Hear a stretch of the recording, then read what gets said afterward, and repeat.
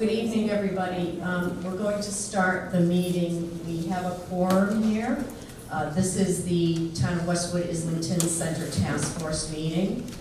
It's scheduled to start at 7 o'clock today. What we're going to be focused on is just one thing, and that's a presentation of the proposal for redevelopment of property in Islington Center by Petruzziello Properties. The way we're going to organize this today is we'll have the presentation, then the task force will be asking questions, and followed by questions from the public.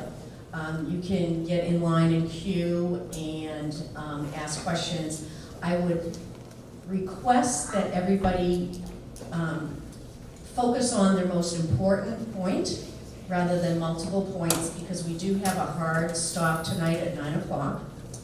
And if you have a repetitive comment, please hold off on that and let somebody who has something new to say, say that. In addition, we know that there were a few people that couldn't come this evening. We've already received a few comments and questions, so that will be delivered to the task force later on. If for some reason you do not have an opportunity to air all your questions and comments, please feel free to send an email to Nora and Abby, and they will make sure that they get it to us. And then we will be scheduling a follow-up meeting for the task force in October. So without further ado, I'd like to introduce, we're going to have a presentation by Peter Zacca, who is the counsel for Petruzziello Properties. He's going to have a brief intro, and then Giorgio Petruzziello will explain the proposal that he has.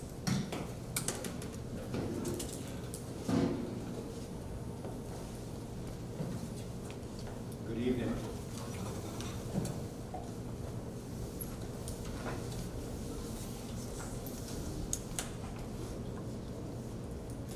Let me try this, much better. First of all, I'd like to thank you for inviting us here this evening.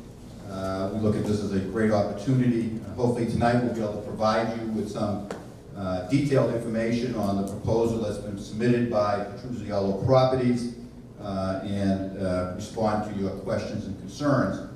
We also look forward to this evening of listening to your ideas, your suggestions as to what could make this proposal even better, make Islington Center even better. As indicated, my name is Peter Zacca. I'm the attorney who represents Petruzziello Properties, LLC. Typically, I wouldn't be making this opening. Nobody wants to hear from the attorneys, I understand that. Typically, this presentation, or at least part of this presentation, would be made by Mike McKay, who's the architect who helped put this proposal together. Mike, however, is enjoying himself in Martha's Vineyard for his daughter's wedding. So you may see him at future meetings and discussions on this. As you know, Petruzziello Properties did submit a proposal in response to the town's RFP for the redevelopment of Islington Center. I'm going to make a few, hopefully brief remarks. Then you're going to hear directly from the developer in terms of the proposal itself. As the town considers this proposal, and as we are somewhat new to the town, even though most recently we did have a project at 301, 323 Washington Street, we feel it's very important that you understand who you're dealing with. You know, who is Petruzziello Properties, LLC. Some of you did become familiar with him during a pretty lengthy process on 301, 323 Washington Street. However, others, this may be the first time you've heard the name, and hopefully by the time we've had several hearings, you'll actually be able to pronounce Petruzziello Properties. Petruzziello Properties is a family-owned and operated business. Behind the LLC, behind the company, are Antonio Petruzziello, who is seated at the table, and Giorgio Petruzziello. They're a father and a son. They both reside in the town of Dedham. Petruzziello Properties develops, owns, and manages commercial, residential, and mixed-use properties. The point is, they don't build a project and then flip it or sell it to a third party. Instead, they retain it, and they manage it, and they do it all personally. The day-to-day responsibility for all of their buildings falls on Antonio and Giorgio. Therefore, with 301, 323 Washington Street, which is under construction, and if we move forward with the proposal that's before you, you'll know that you're dealing with these two gentlemen now and well into the future. Currently, Petruzziello Property owns and manages approximately 120,000 square feet of commercial and residential space, and included in that is approximately 160 residential apartments. They have 5 properties in Dedham, 5 properties in Westwood, and 1 property in Medfield. Antonio and Giorgio, in all their development work, I believe, have gained a reputation for 2 things. First is for listening to and working with the communities in the town, agencies and boards where they do have projects. I believe this was proven during the recent approval of the project at 301, 323 Washington Street.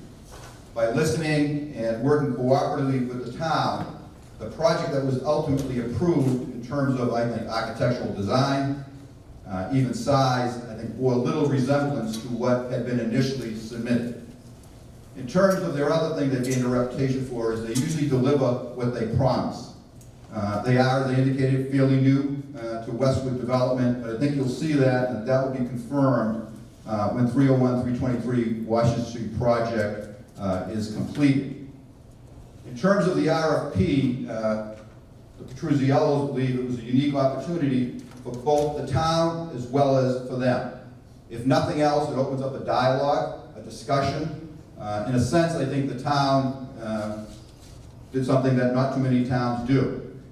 Nothing has been sold, nothing has been transferred, nothing has been changed from what it was before the day that they issued the RFP.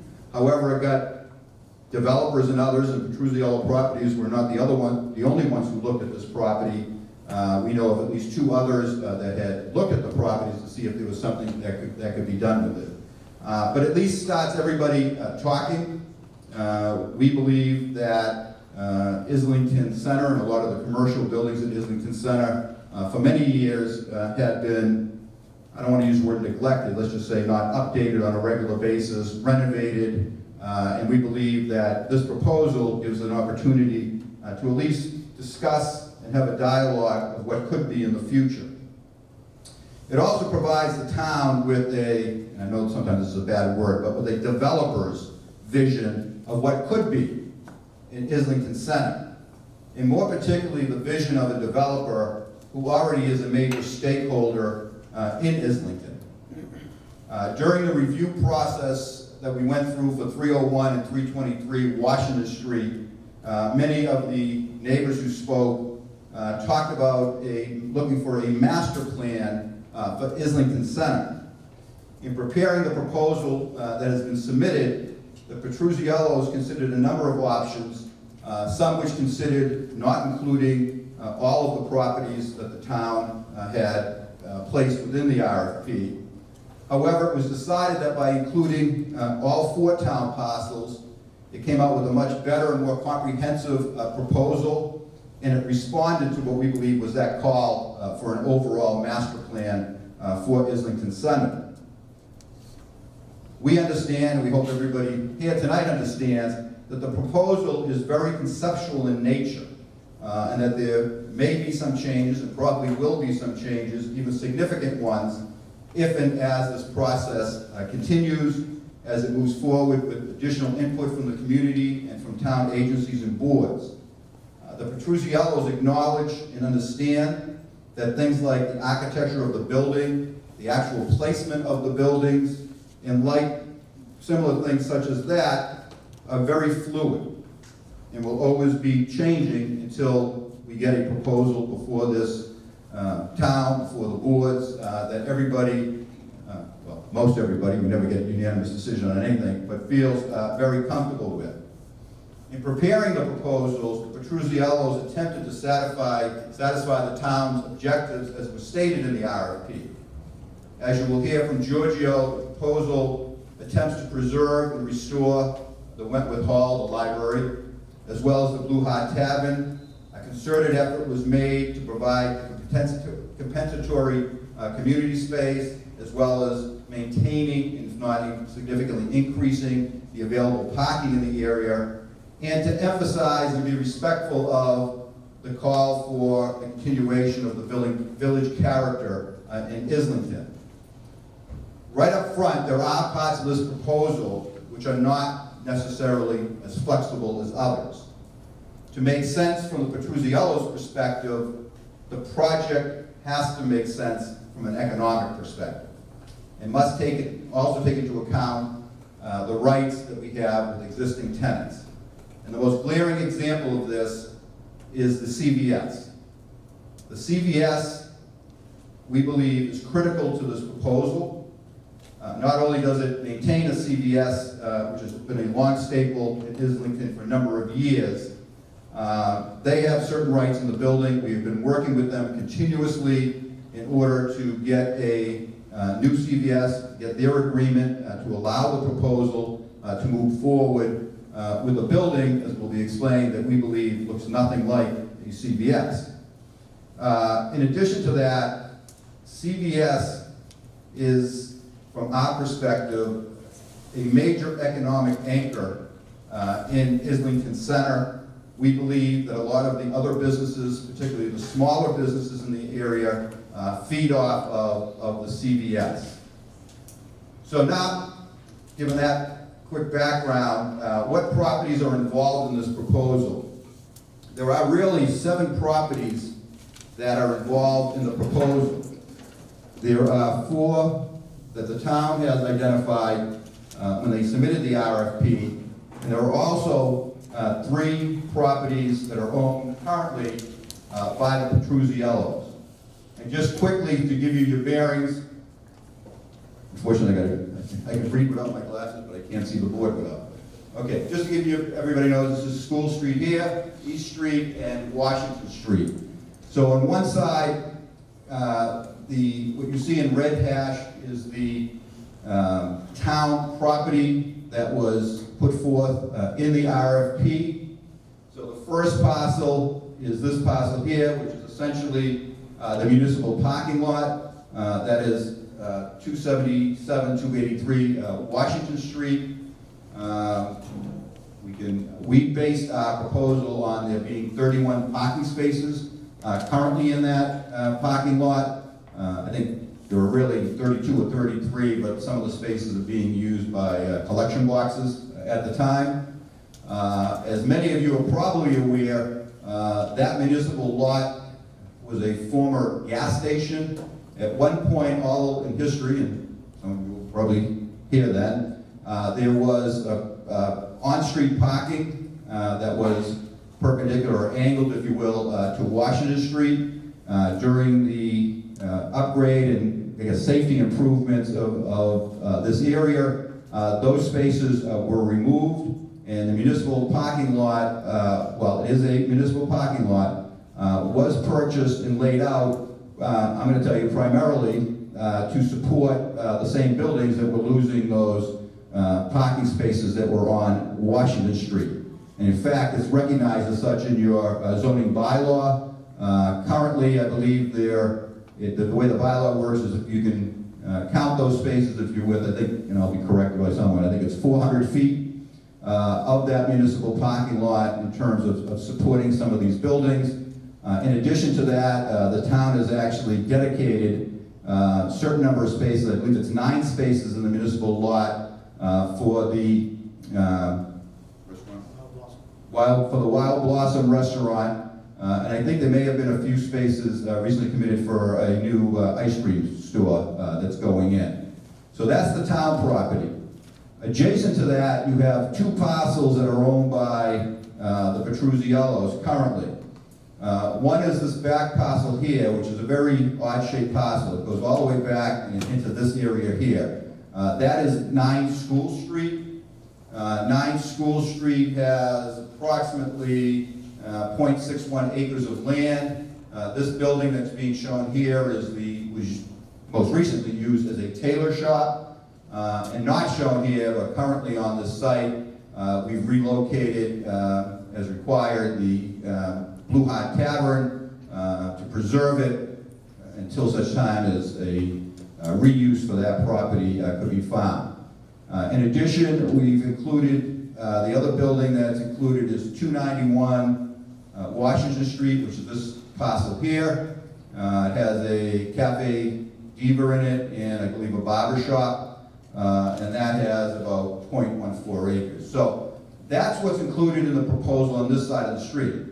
For full disclosure, as you're aware, the Petruzziellos own what is here labeled the post office building, sometimes referred to as the pizza building, and currently under construction is the new mixed-use building, which is going on this property here. Those properties, while owned by Petruzziello, are not directly involved with this project. Now, on the other side of the street, the town has indicated, again, in this area, we just combined them all. In the RFP, it was listed as 3 separate parcels. You had this piece here, which is Wentworth Hall, the library area, which, according to the town, had about 12,300 square feet of land. You have the church, or the Islington Community Center here. That building is at 288, and there was, I'm sorry, that's the one that had 12,308. The Wentworth Hall only had 0.4 acres of land.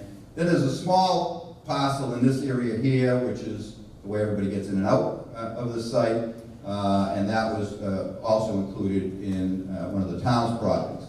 And then connected with that, in a sense, is this parcel here. That is the parcel that has CVS 266, 278 Washington Street. That currently has a very deceptive building. You've got the CVS in it currently, and then you have a laundromat, dry cleaner, excuse me, at the far end. That actually has about 0.72 acres of land currently with it. It also has a building that's a little bit deceptive. I believe there is, according to the town records, the gross square footage in that building total is about 16,000 square feet. They list as a basement, which is used part of the basement is used by CVS for its current storage area, as opposed to storing it on the same level. And then there is a second floor over the area with the laundromat, dry cleaner, excuse me, right there. So this, again, and you'll hear in a second, so we've combined up here, as we'll call, for the sake of discussion, maybe parcel 1, and we've combined down here what we've discussed, or called in the proposal, parcel 2, but collectively, all of it is included in the proposal that's before you, for your consideration. So, having said that, it's probably a good opportunity to turn this over to Giorgio Petruzziello, who'll go into the overall conceptual plan of what is actually what was submitted to the town in terms of the new buildings, the old buildings, and where everything is going. Giorgio?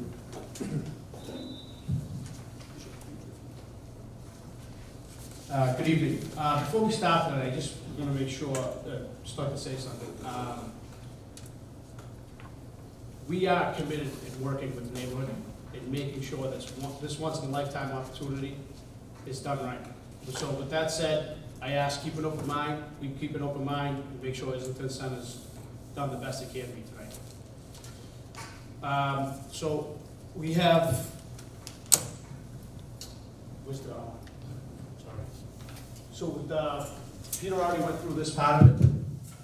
Shows what we own, what the town owns. The next slide is community center. So we have site 1 and site 2. Site 1 is going to be I would say the top half of the municipal part, and site 2 will be the lower half, which is CVS community center part.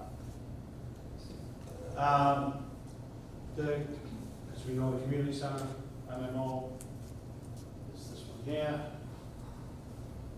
Library, CVS, cleaners. Some of the pictures we brought were just to show, to reference back in future discussions. existing building, the old Blue Hot Tavern.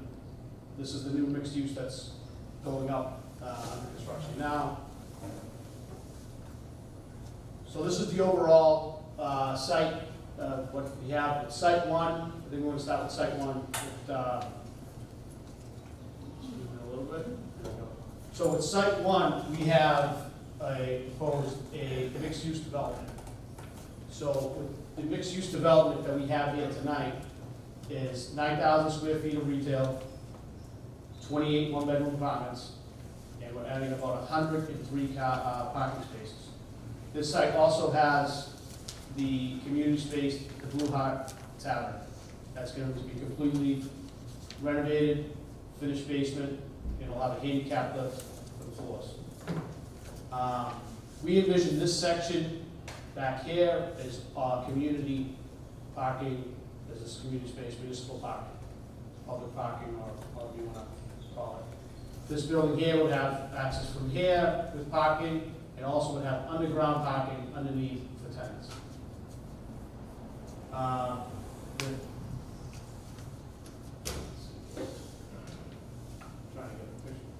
So with the architectural details that Mike put together here, we tried to get a feel. Everybody wants, including us, wanted the village feel. So this, the hip roofs, shingles, different details with the brick, the stone. You have your outdoor seating. This is the Washington Street, this is the School Street elevation, the corner. And this is the Washington Street elevation. Buildings are a little set back from the road with some green space in the front. And also from School Street, they're set back, so you have plenty of access to seating. And pedestrians, bikes, let's see here. We put some bike racks here.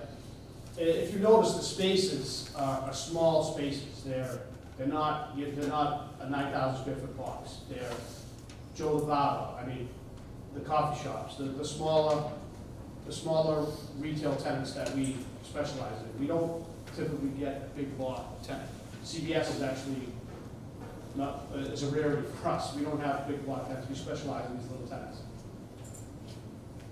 This is just an elevation of different shingles, different clapboard, the brick, the stone, brick on the bottom.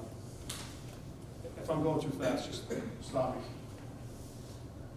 Elevation from School Street side, and watch this, just try it again. This is just open box floor plan of the interior. This is the open floor plan of the apartments, all one-bedroom apartments.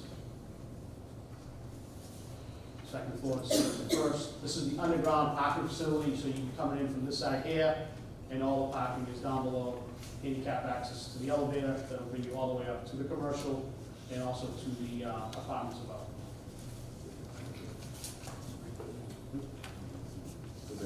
Sorry.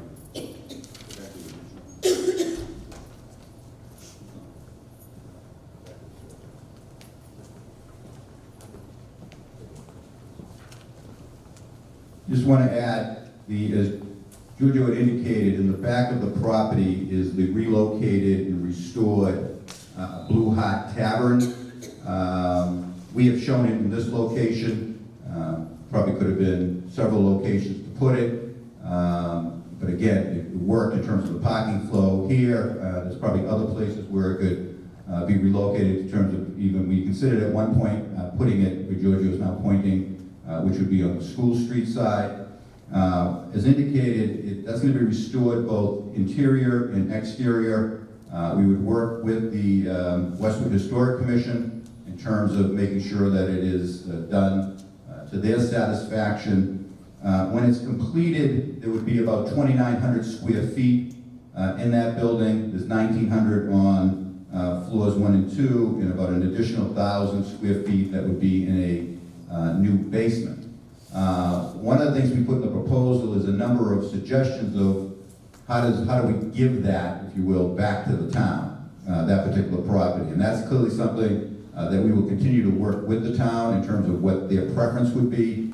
It is conceivable that could be, a 999-year lease. It could also be conceivable that we could take a portion of the lot, actually sever it from the rest of the site, and convey it directly to the town, and then work out the arrangements in terms of how the parking works between that building and the other buildings, making sure that the parking lot, as Giorgio indicated, would be open for public use. Another potential option that could be looked at, which may not be the most favorable from us, is that you would make some kind of condominium situation where the Blue Hot Tavern is, unit 1 and everything else is unit 2, and we convey the condo to the town. So we're just throwing those out as ideas. There's clearly a number of different ways that the town can obtain the building, and it's our intent that at the end of the day, the town would take some form of ownership, sort of a very, very long-term lease, which I guess is tantamount to ownership, of the Blue Hot Tavern. So it would be back under the town's control and ownership.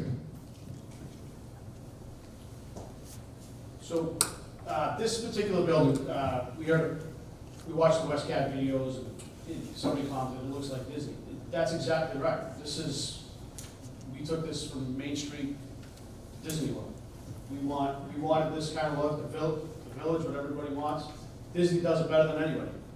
So, I mean, obviously, this is just conceptual, many changes can happen, but I think it fits very nice in the corner of School Street in Washington.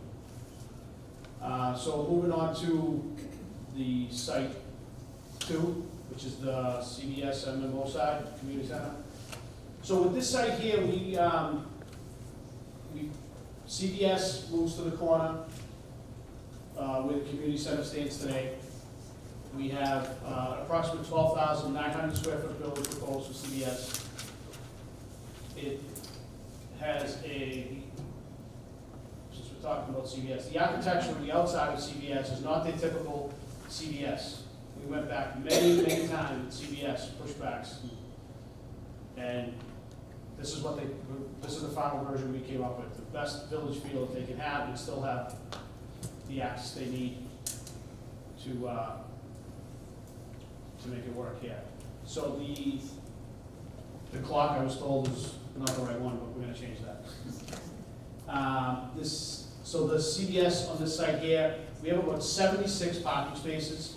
Also, behind the CVS, I would say on Washington Street elevation, we picked up the library and moved it down Washington Street. With that said, we're doing an addition on the back side of that. So this is the Washington Street side. This is the side going down near the Taylor now. You'd have the library in the front, and the community center, and the MMO in the back. So with this setup here, we have community center, pickup and drop-off area. Pickup and drop-off area for the kids. We have an underground parking facility that goes underneath the building that has elevator access to all 3 floors, from the parking garage down below to the MMO, to the library, all the way up to the community space. This is just showing the inside of it, where the library is, small lobby, where they can connect the MMO community space. I particularly like this building because it has, for the community space as well, it has if this is used for the seniors, you have the seniors that can use the library, you have the nursery school that can use the library, you have the old and the new all intertwined, the old and the young, excuse me. This, I mean, it's not working.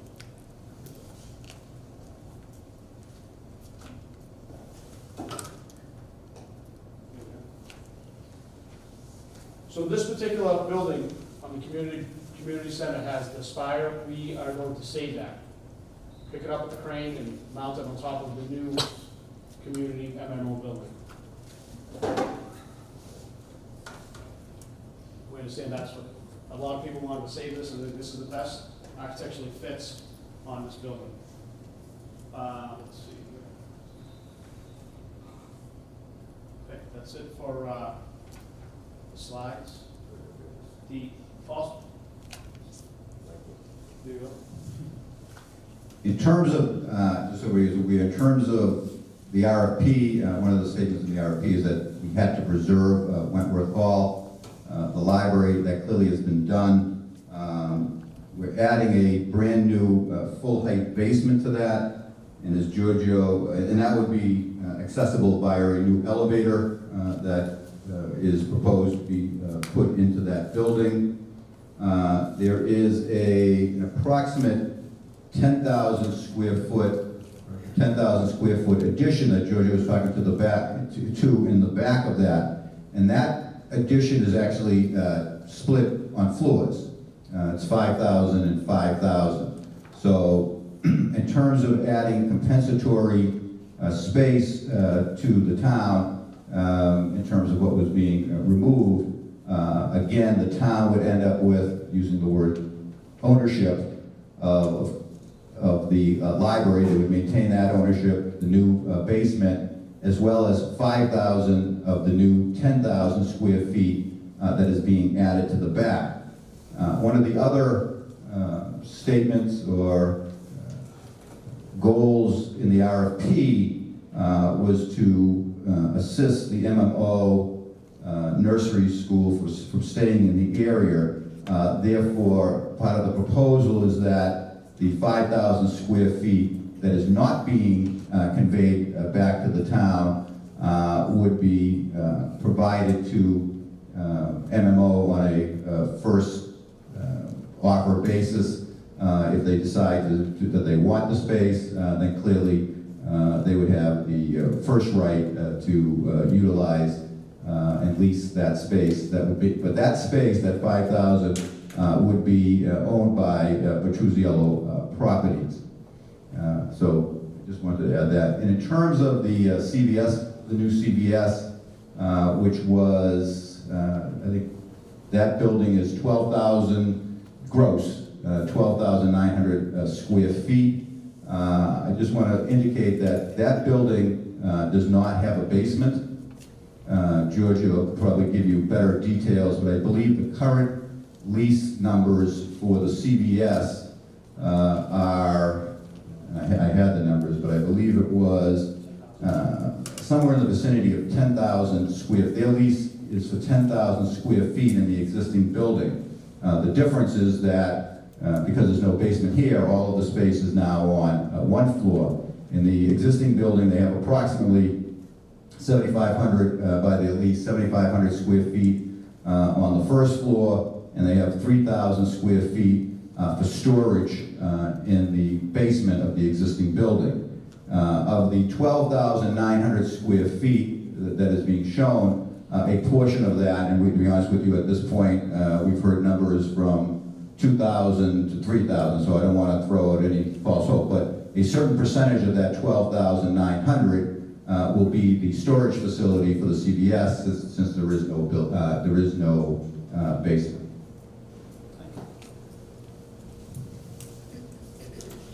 I think I went through most of the slides.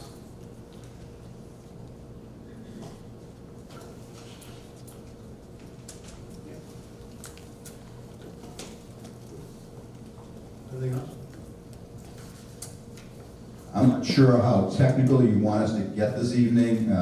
In the proposal itself, we clearly looked at parking requirements, parking regulations.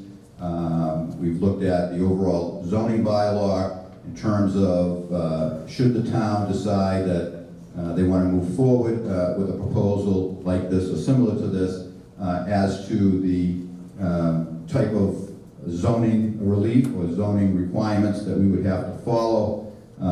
Again, at this point, we're still in the conceptual stage.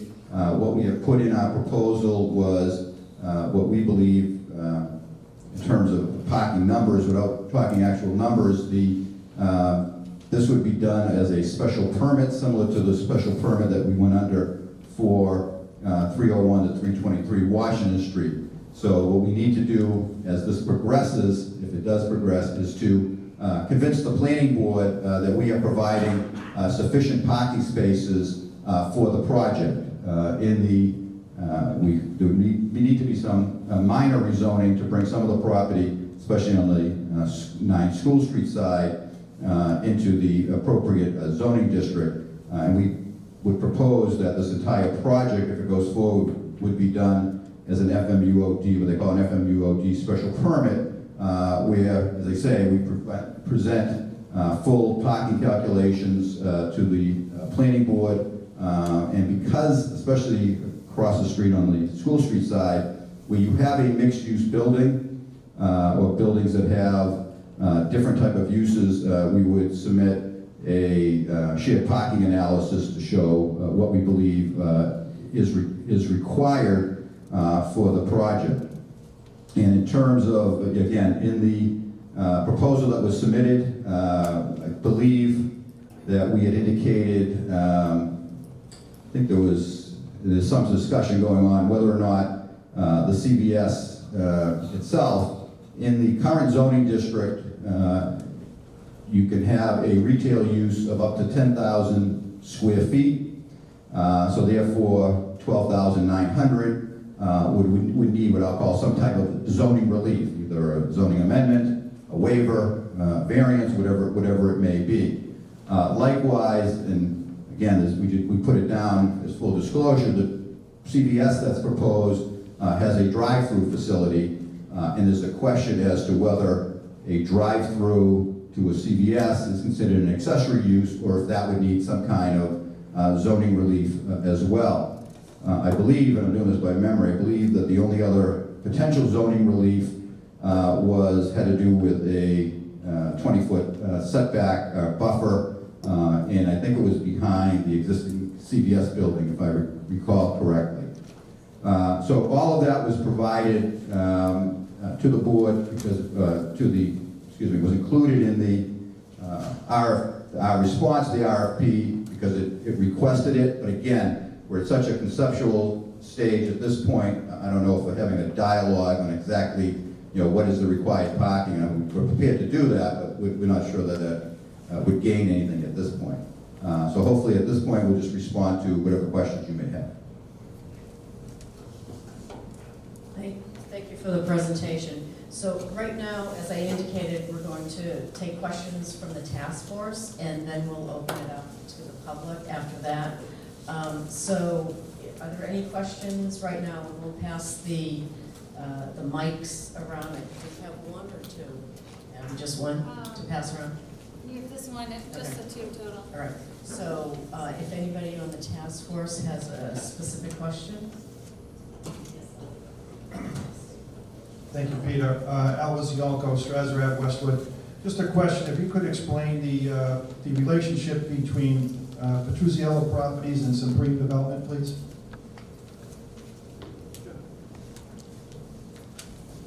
Supreme Development, Inc., the corporation, is, I'm going to call it a related entity. They're related because Supreme Development, Inc.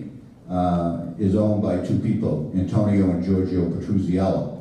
I'll also tell you there's a Supreme Cabinet, Inc., which was the initial business that Antonio was in. That's still located in Dedham.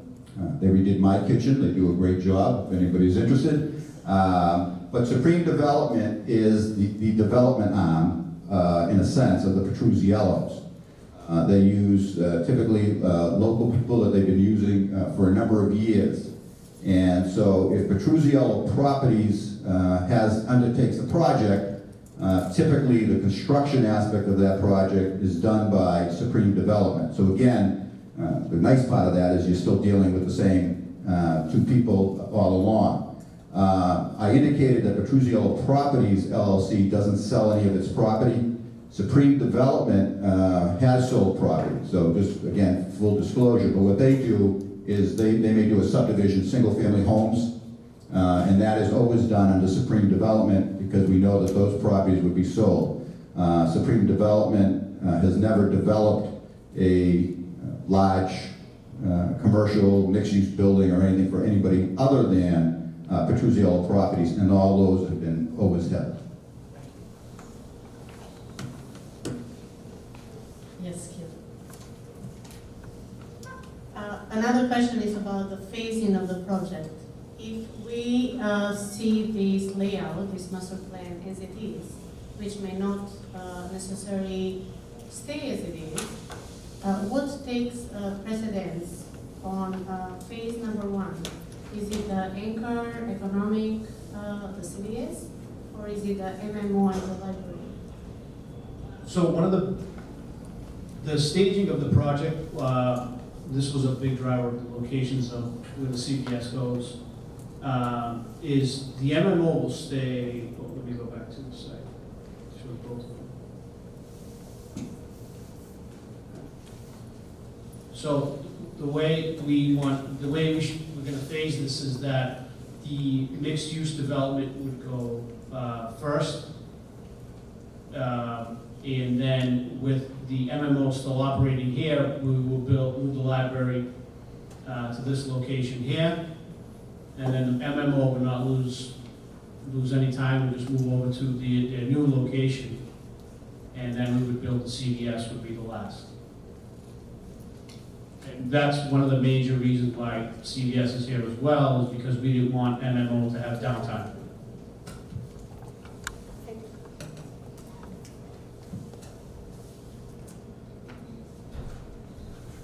other questions from the task force right now? How long has Petruzzello developed properties? Giorgio's 92. Our first property was developed, I was 19, so 18 years ago.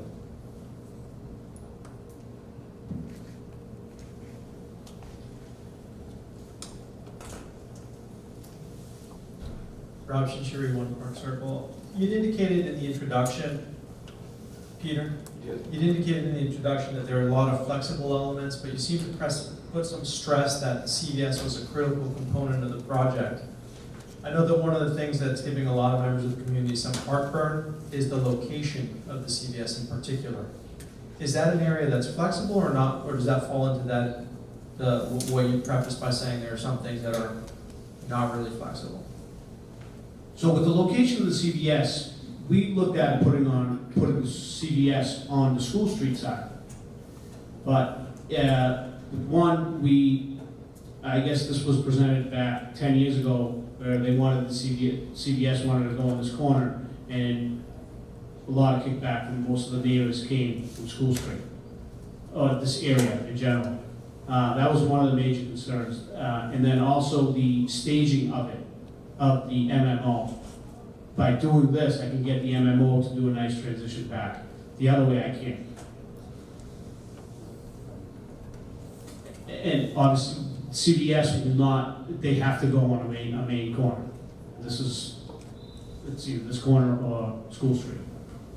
And we felt that this was an easier in and out for CVS, and even the look of the building, it's not your typical CVS, so the architecture I thought fits with the key, that becoming a key corner. And as part of that, I'm thinking also that CVS has to continue to operate while they're under construction? Or not?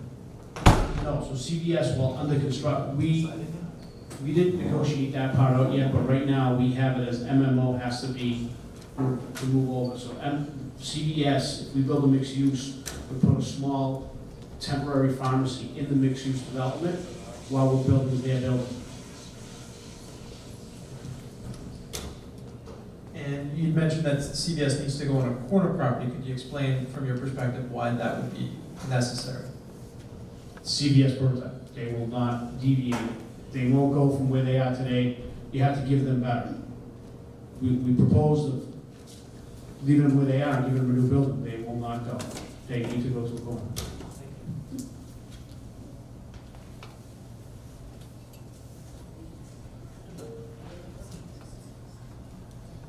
Okay, I think at this time, we'll open it up to the public again. We have another mic up here. If maybe you could queue if you have a question and come up, state your name and your address, and ask your one question, and then we can move this along, okay? Thank you.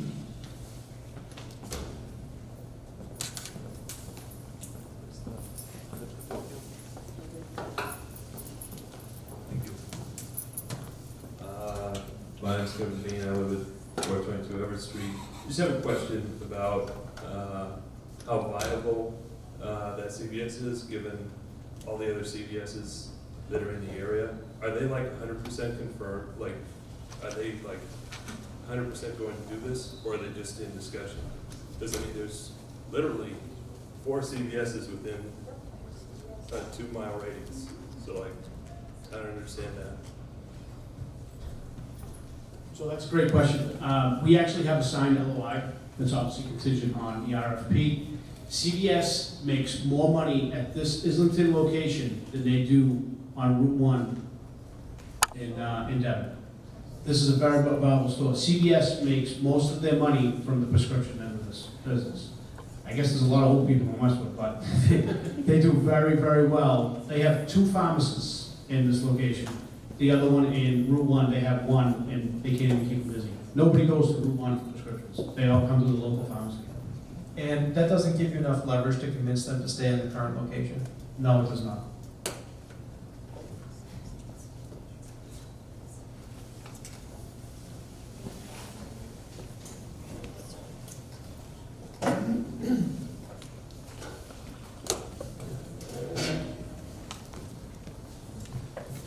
My name is Dennis Cronin. I live at 45 Lions Drive, and I'm one of those old people that was referred to.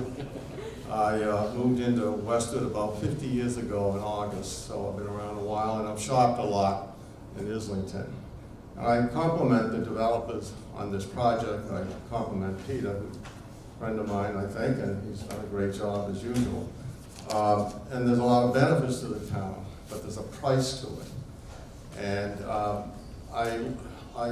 Nora sent out a questionnaire about what everybody wanted, and I responded. And last night I had a chance to look over the, 70-something pages, and I kind of skimmed it. And a lot of the ideas were similar to my ideas. And I guess the one thing that stood out, everybody wanted a small town feel. And I certainly agree with that. I want a small town feel too. I'm used to it here. And that's what we need. People live in houses around here and they want to be serviced by this area. And regrettably, I have to say that many of the people said, and I agree, that we don't need apartments.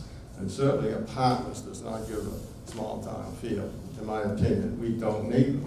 The people that live in Westwood want to come to this area to be serviced themselves. And that means they want retail spaces, they want offices. I didn't know any offices there. And they want parking. Now, I'm not sure if there's enough parking, others will have to determine that, but my guess is people aren't excited about underground parking. To me, I worked in Boston, 2 International Place. They had underground parking, they have it all over Boston.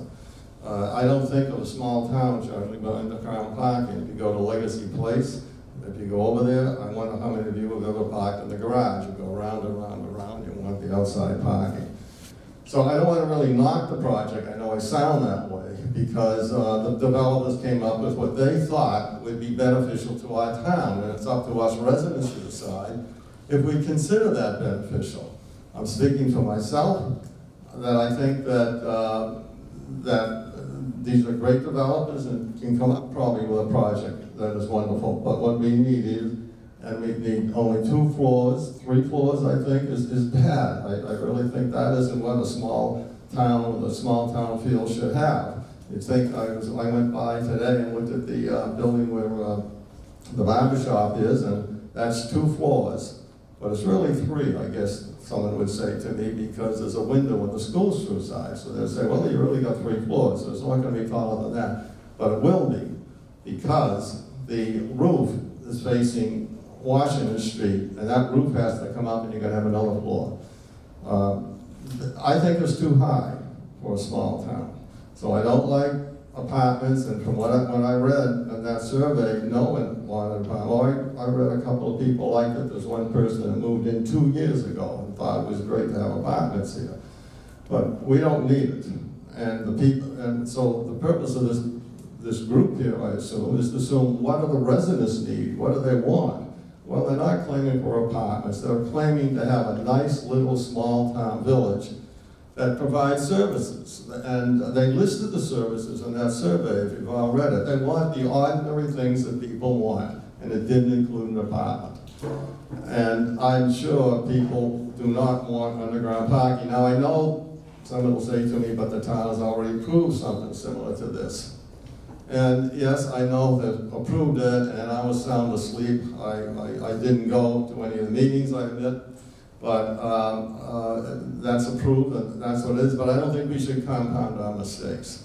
I'm sorry to say this because I think these are great developers, and they do a great job whatever they do. But this isn't what Westwood needs. This isn't what the Islington area needs. And if it is, it means you're changing the whole character of the area. And that may be what others want. I don't want the character changed. I like what we have here. And one question I would have is what's going to happen to the current tenants? These people seem to be there a long time, a lot of them. And what's going to happen to them? Are they going to have to leave? And of course, if they can stay, the rent's going to be a lot higher, so it isn't going to be practical for them. These are people that everybody here likes. So those are my comments, and I'd be interested if anyone agrees with me.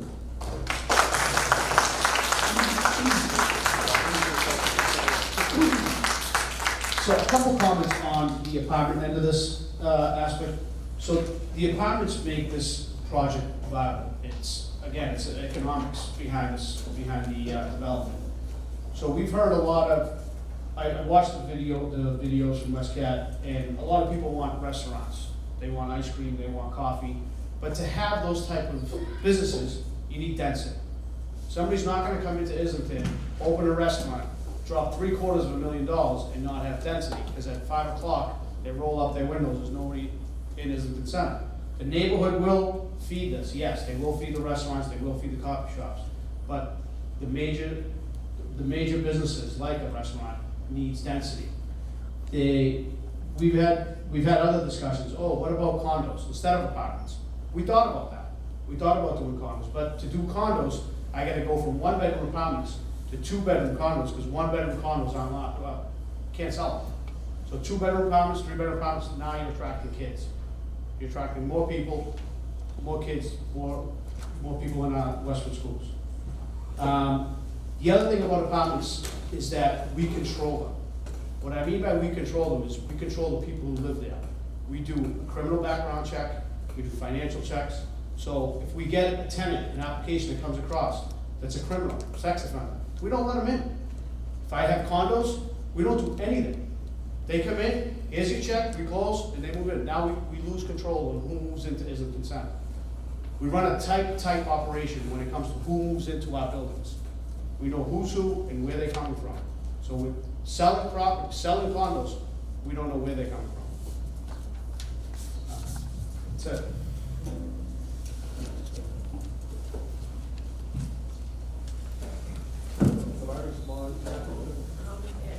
Another question.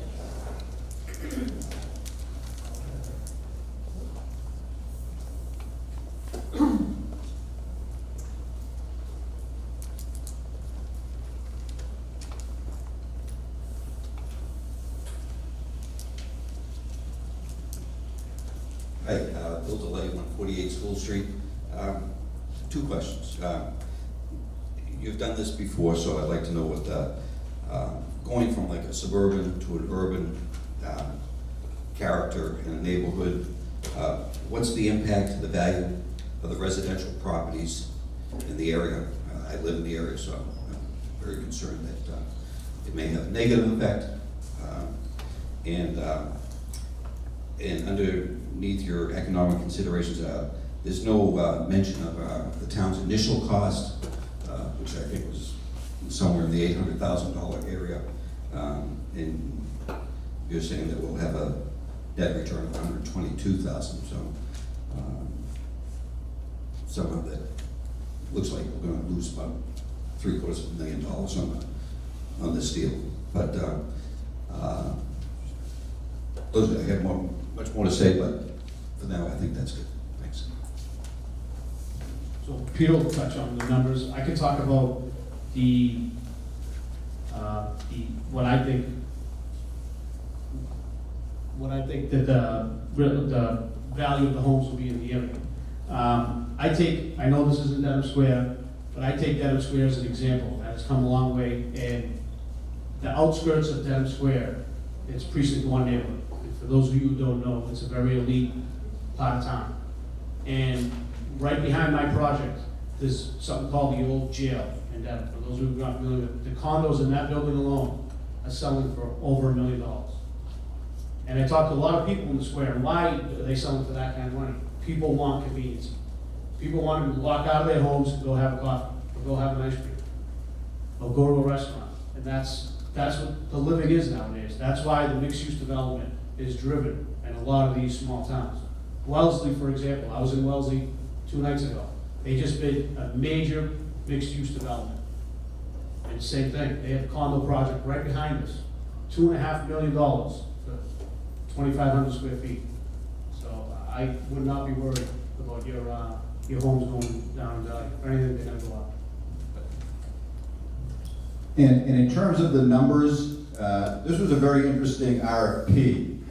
It was basically, when it first came out, I read it and I thought I read it wrong. So it basically said, put it simply, I'll sell you my home, which is worth $500,000, for $500,000. You also have to give me another home to replace it. It was sort of and I think it was done deliberately to make whoever was going to apply think creatively. So just so we're clear on how the numbers were working, the number of the $122,000 number that was thrown out was and again, very preliminary fiscal analysis on comparing or what the new proposal, and I want to use the word proposal, hopefully someday it'll become a project, really it's an idea, something we floated out there, but we contacted, who we've used before, Connery Associates. They do fiscal analysis. So the 122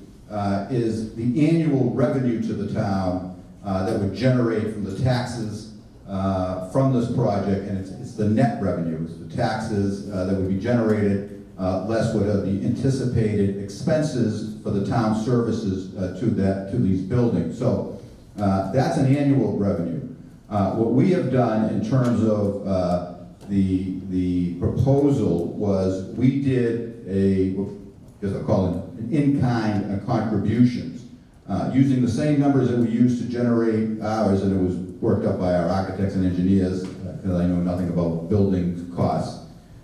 We had come up with that the value of the new space, the renovation to the library, the new space under the library, the basement, the additional 5,000 square feet back to the town, and the Blue Hot Tavern and the space with the Blue Hot Tavern, and it's detailed in the proposal, but if you add up the value of those buildings that would be given to the town, and again, I can look up the X number, but it was in excess of $3 million of value being given to the town in exchange for the 4 parcels that the town had included in the RFP, and that was in excess of the value that the town had placed on those 4 parcels.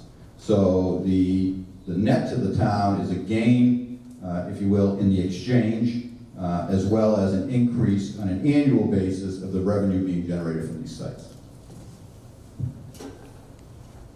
We have 2 questions on the task force, and then if somebody has a question, if they want to stand up, Alan.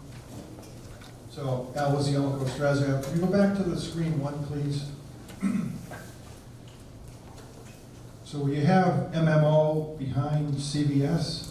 Did you give any thought, because on School Street there's a park at the top of School Street on the left-hand side. Did you give any thought to putting MMO on the School Street side so that the kids can walk right across the park on School Street as opposed to crossing Washington? Sorry, can you say that, where is it that you'd like to see them? So at the top of the School Street, all the way to the top on the left, there's a park right there? Right here, yeah. Yes. So, did you give any thought to putting moving the library and the MMO building to the School Street side, so that the kids could just walk across School Street to go to the park as opposed to crossing Washington? Yes, we did, but we could not get the square footage we needed for the MMO in community space, in library together, in that back section of, on School in Washington.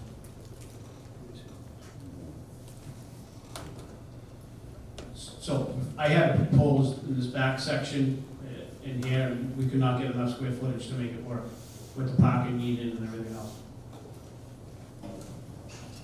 Thank you. Going back in the history, when it comes to the concept of mixed use, the Blue Cart Tavern, as well as the barber shop or the Cafe Viva building, are originally or were originally built and designed, and they were used as a mixed use with apartments on top and pretty much any tavern or barbershop on the bottom. So that was a very, very ancient concept as of mixed use. It does not belong to just urban settings, but to pretty much everywhere. And it makes any kind of village, large or small, very vibrant and safe. By having a 24-hour neighbors, you kind of have a eye watch, so to say, for any pedestrian who likes to walk at night or likes to jog or take the walk down. That was one. Another kind of suggestion to the developer, we would like to see some kind of small landscape or alleys between parcel 2 and 3, which is between CVS and the library. I know you are fighting a lot to reach the number of parking. Is there a way how to create some open spaces, literally some kind of like green area? Literally that area that is green in front of CVS will be just for kind of like vision, like visually it's going to be fine, but not literally being used. So I don't mind to see any building there, even if it is CVS or anything closer to the street, and having that particular space inside that block rather than out, because out is literally just a grass being there with no people using it. That's all.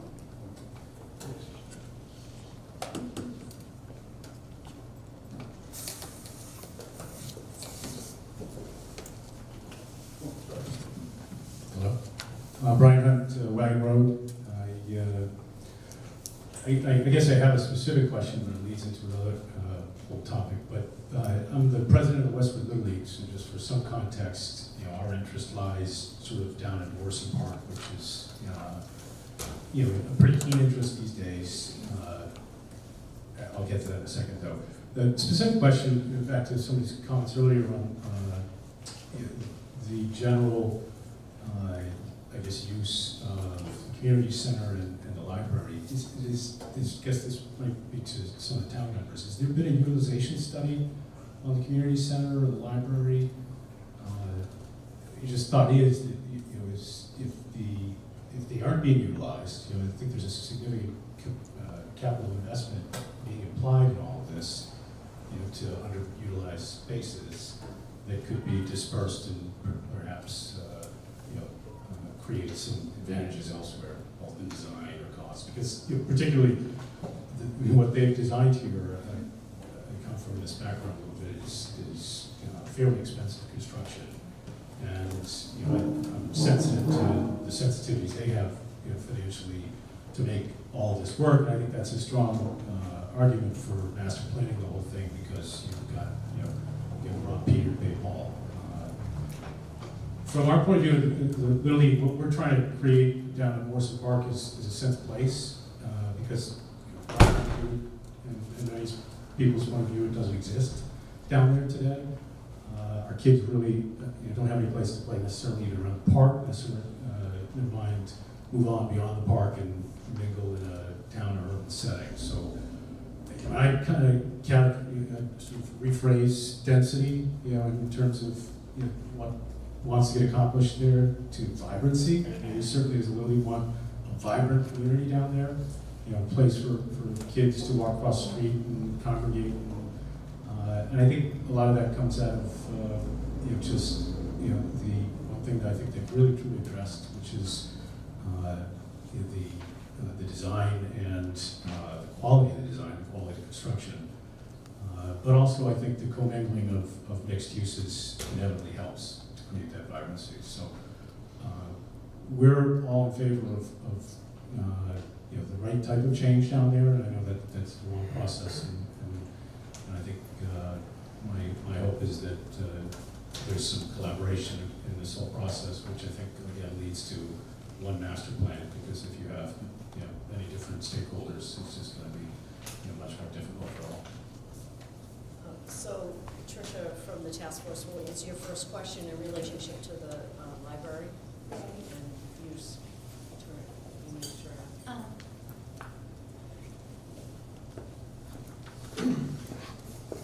Tricia Perry, Library Director. I can speak to the survey that was done for library services.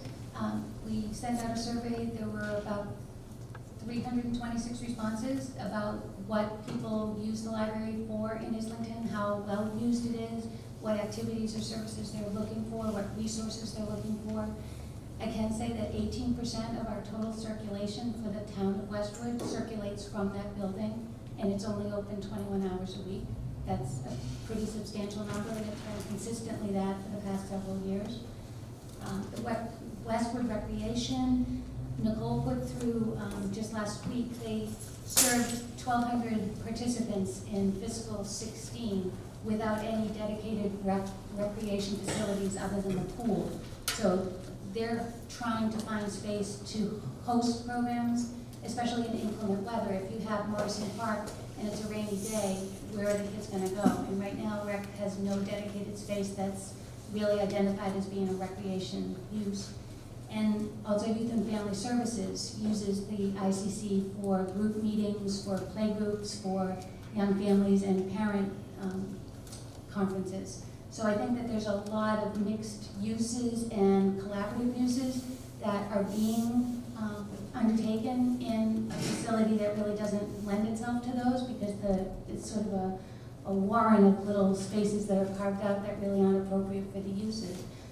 And then that doesn't even address the MMO space, which is also, it's when MMO is in, when it's open, then those spaces are dedicated to the preschool, and so the recreation department and youth and family services or the library, there's no real community option for space until MMO closes for the day.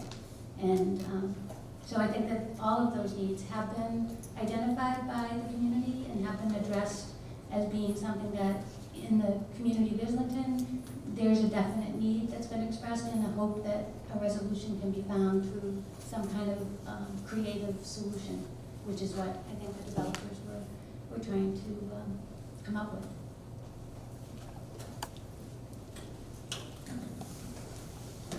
Nicole, would you like to add anything to that in relation to Rec?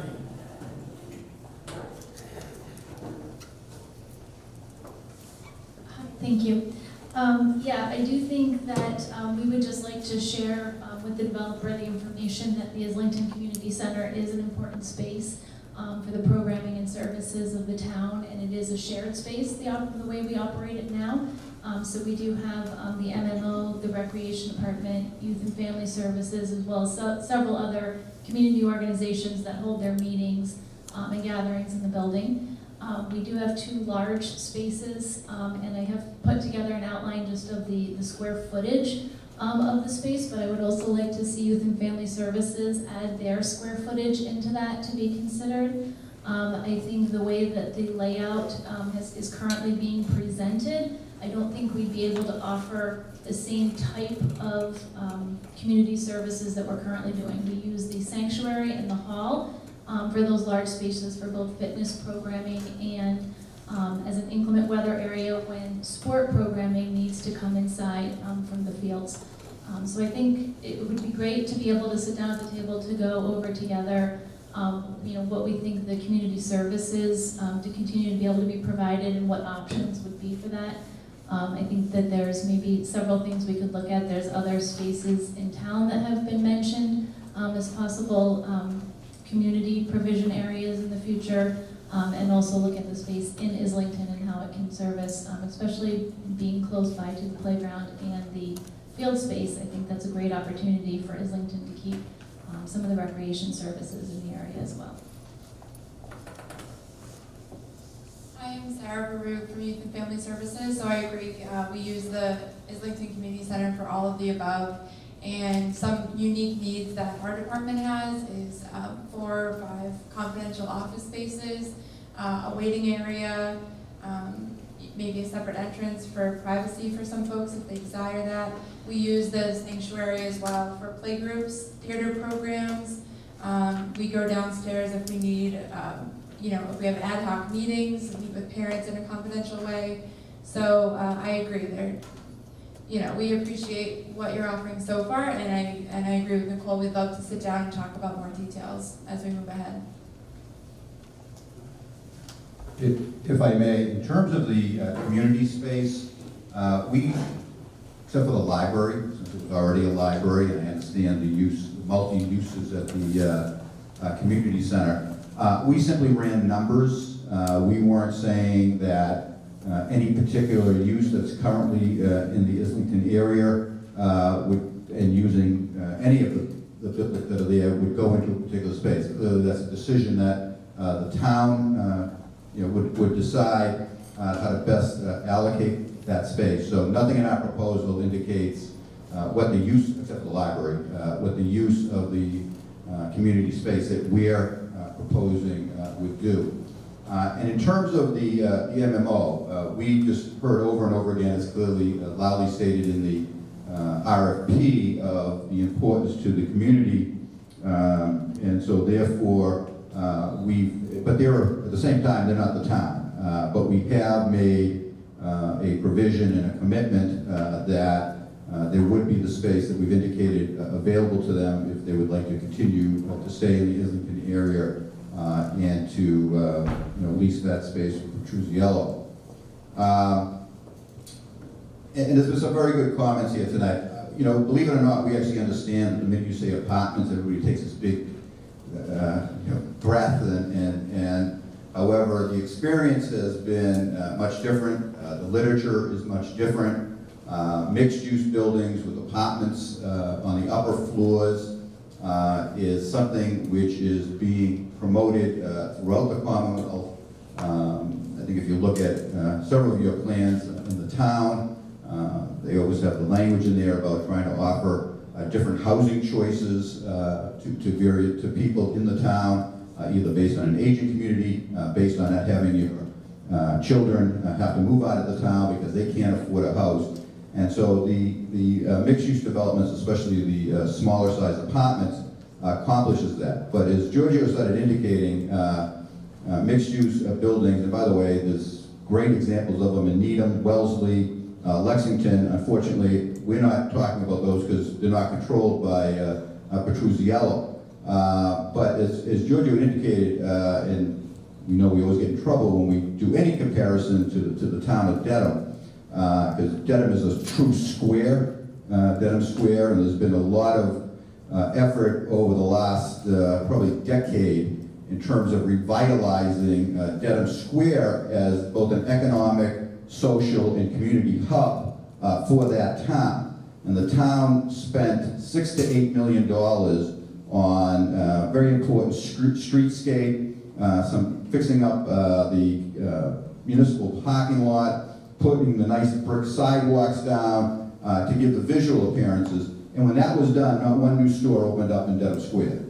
The stores that started opening up in Dedham Square and the competition, which is always nice, of people trying to get in, especially as Giorgio mentioned, restaurants. You couldn't, and I say restaurant, I'm not talking a pizza shop, a sub shop, there's nothing wrong with those, you need those, but I'm talking a nice restaurant in the square. Currently, after the several mixed-use buildings that were done in Dedham Square, you'll be seeing the opening of it's either 3 or 4 new true restaurants in the square. And a lot of that is specifically driven by the fact that you have people living in the square who are going to utilize the services of that restaurant as well as the other stores. And we're told that by, there was one restaurant in particular where actually we're not working with, but there was one restaurant in particular who somebody tried to woo to Dedham for, he claims, the last 12 years, and it wasn't until the mixed-use buildings went up. The mixed-use buildings are also have an economic advantage, especially if you keep the number of bedrooms relatively small, meaning 1 or 2 bedrooms. And that's why there's an economic flow to the town, or an increase in economic flow to the town on an annual basis, because the major cost of any subdivision, single-family home development are the school costs that are associated with that. And you have very little of that here. And it is the true mix that works, especially from a parking perspective. And Dennis, you are my friend, by the way. I met Dennis on another project in Westwood and owe his voices. But I just want to clear up, the parking works on a mixed-use basis because of the fact that, once, as I used to say, the classic example is if you have a church that is only open on Sunday and it's retail that's closed only on Sunday, you can have one parking lot because you don't need double the parking lot for both those uses. The same thing works here. There are analyses that are done to show that, in fact, the parking situation works. What we did on the other building, and we've probably done it here, the parking underneath, we never expect the public to use that, just to differentiate it from Legacy Place, which, by the way, I permitted it, and I've been in the parking garage once. I'll drive around that parking lot for 2 hours to get a parking space on the surface. But the 301, 323 project, the parking that is in underground parking has been dedicated specifically for tenant use. There is no expectation that the general public will use that. Thank you, Peter. We have a number of people that have been standing in line, so we'd like to have them come up and ask their questions. And I know there's a question still on the task force that needs to be asked, but we'll hear from the public. Lauren Blaine, Strasser Ave. As a member of the community, and I have 2 small children that go to MMO, so I appreciate the fact that you've dedicated, a nice area for them. But my question goes to, what if MMO can't afford your rent? Do you have a backup plan for that, or are you really willing to work with MMO to really keep them there? Well, we know what they pay now. It would be market rent, where we want the MMO to stay. It's funny, I don't live in town, but one thing my wife says, you can't take that MMO out. So we know it has to stay. It has to be market rent from a finance perspective, and we don't know what that is at this point. We have to do some studies on that, but I can't imagine that it's going to be high. It should be right market rent. Okay. But is there an alternative backup plan, just something, like, do you have another plan for that? Would it be more apartments, would it be retail, or? We don't have another plan for it. We want MMO there. Oh, thank you.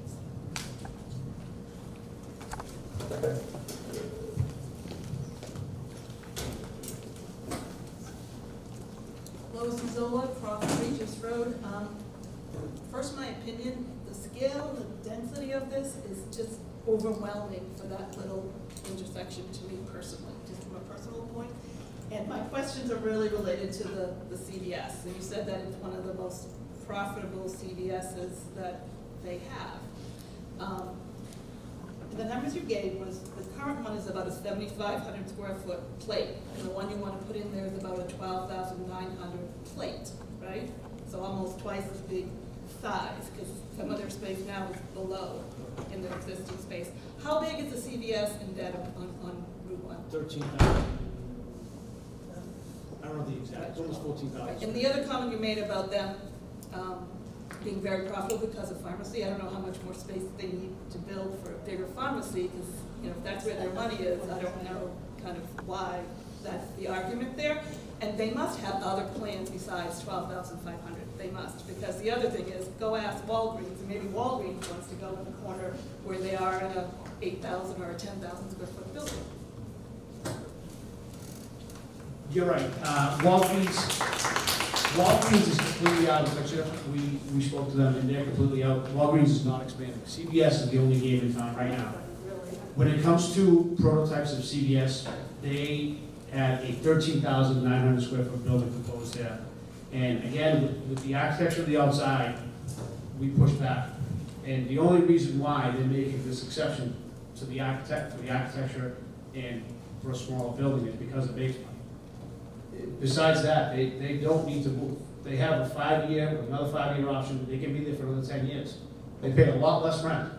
They can stay where they are. So they can stay right there, in this, like in that spot where they are. They have 5 more years of term, CVS, is that what you're saying? Right, they have 5 more years of term. The only way they're gonna move is we give them.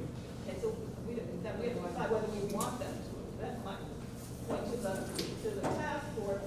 That's a pivotal corner in that square, in that building, in that people. I know people don't like it. I know it needs to be renovated somehow, but I think if you remove that, then you remove Islington Village. That's my own personal.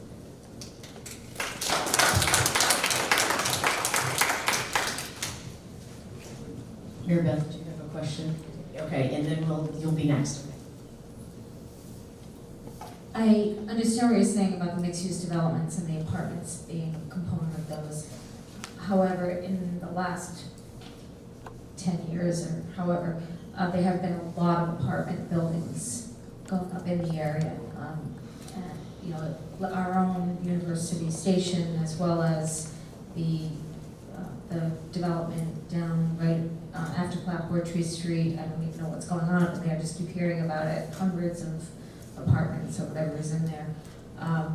So it does seem like the area is quite saturated, as well as just other smaller buildings.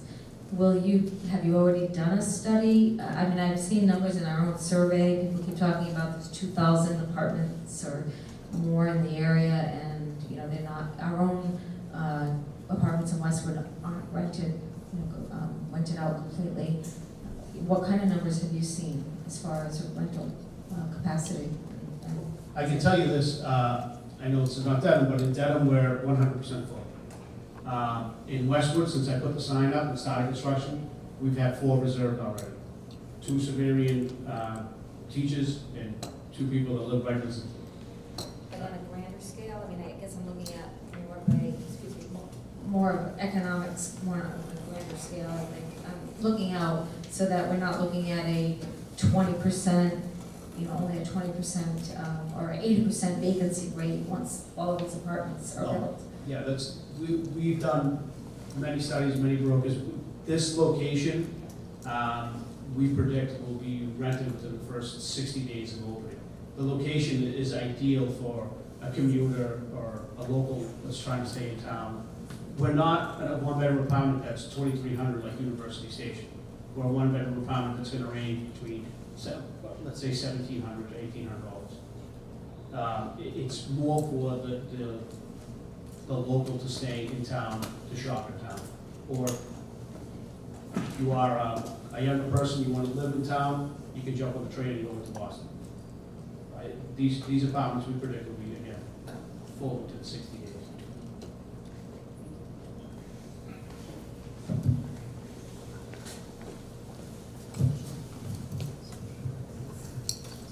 Linda DeLay, School Street.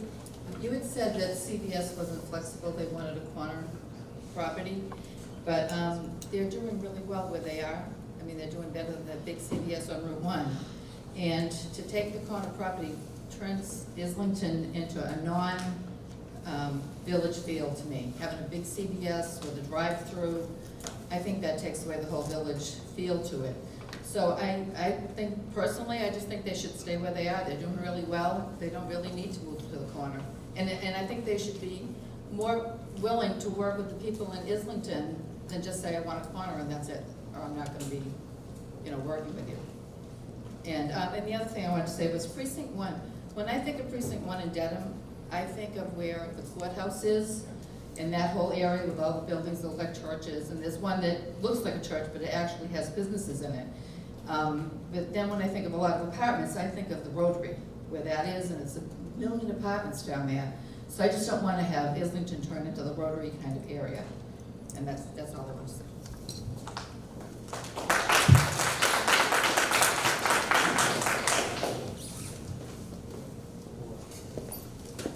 Thank you. Brian Gorman, 145 School Street. I just have a few things to say. And thank you for taking your time out, and thank you for the residents for attending tonight, and the task force for all your efforts. I know it's been a lot of work over the last year. It was my understanding that when we sent out the RFPs, we were looking for a village feel. And although you see gables and such in the architecture, it's really not a village when you put a CVS on a corner, and on the other side of the street you have an apartment building.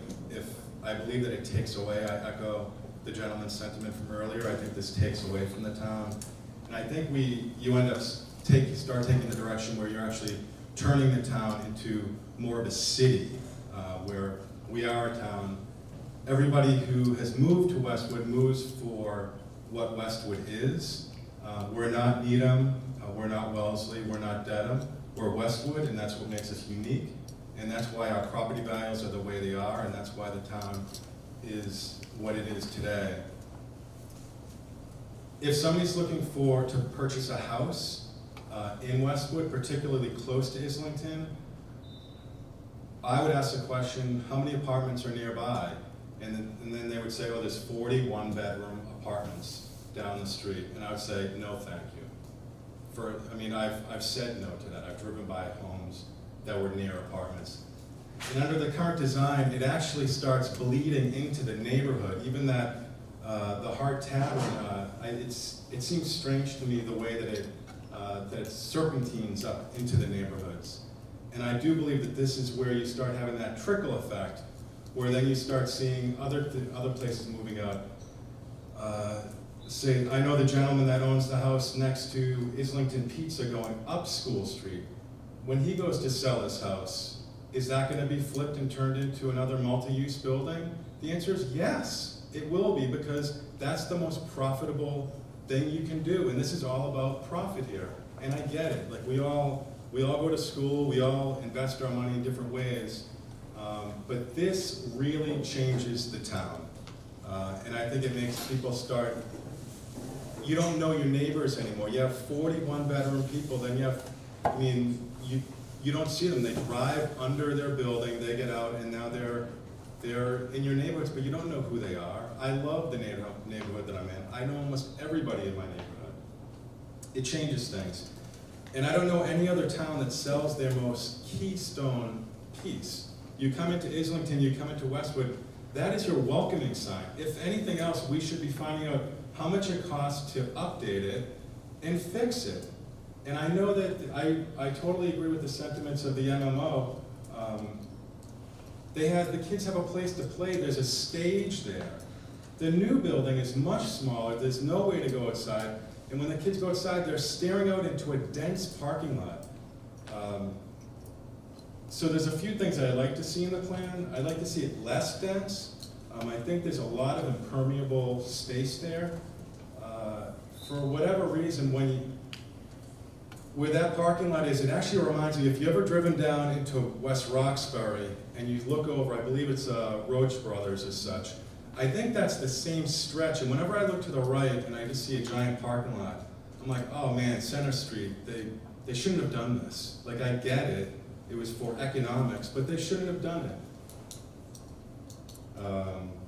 The other thing, so as far as I'd like to see the MMO, I'd like to see it in a different design with a little bit more space for the kids. We have to think about these kids here.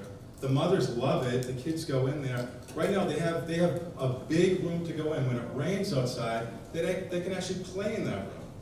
We had political debates in that room. You can't do that in the current structures. And then another point where you're talking about leasing. I don't want to see Westwood in the business of leasing what they want to do with it. We've invested in police stations, fire departments, libraries. We should not be selling these key pieces of land. You're selling your souls as far as I'm concerned when you do that. I'd like to see the community center prominent on that corner. And I'd like to see these changes in the future plans. I know this is the first step, and I thank you for doing this. A lot of work went into this. Thank you for your time.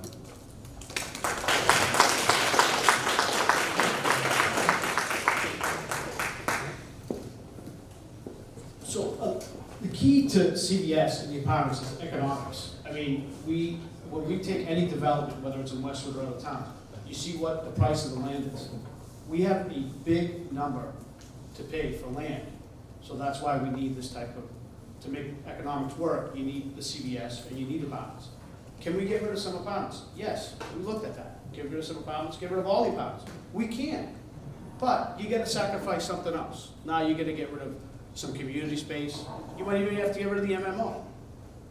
So nobody wants to hear that. And this is the first step. We can make moves, we can change stuff around, but there's gotta be a little bit of give and take. The CVS is the major stakeholder in that, is a major part of this project. If the CVS can't go on this corner, maybe we look at the School Street corner. We could show another option if that's out there. We can come back and say, oh, hey, this is what CVS likes on the corner of School Street. And if it works for them and it works for us, maybe a good option to have. But this just basically I'm saying there's many options. I take some out, it comes out of the back end.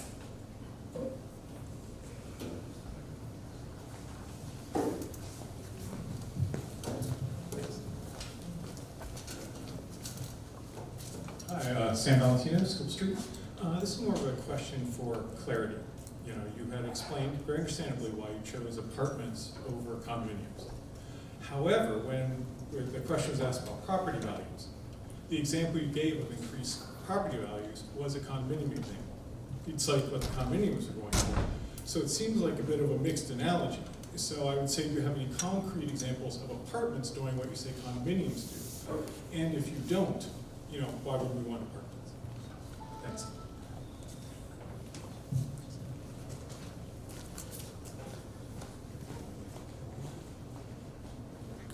Yeah, I have to get the example.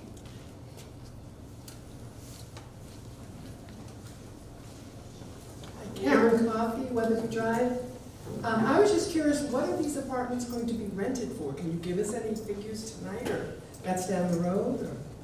We're we think about 1,700, something like that. 1,700 a month? Yes. Okay. And also, I moved to Westwood many years ago. I love the small town feel of Islington. I think 28 apartments are too many. I'd rather it scaled back.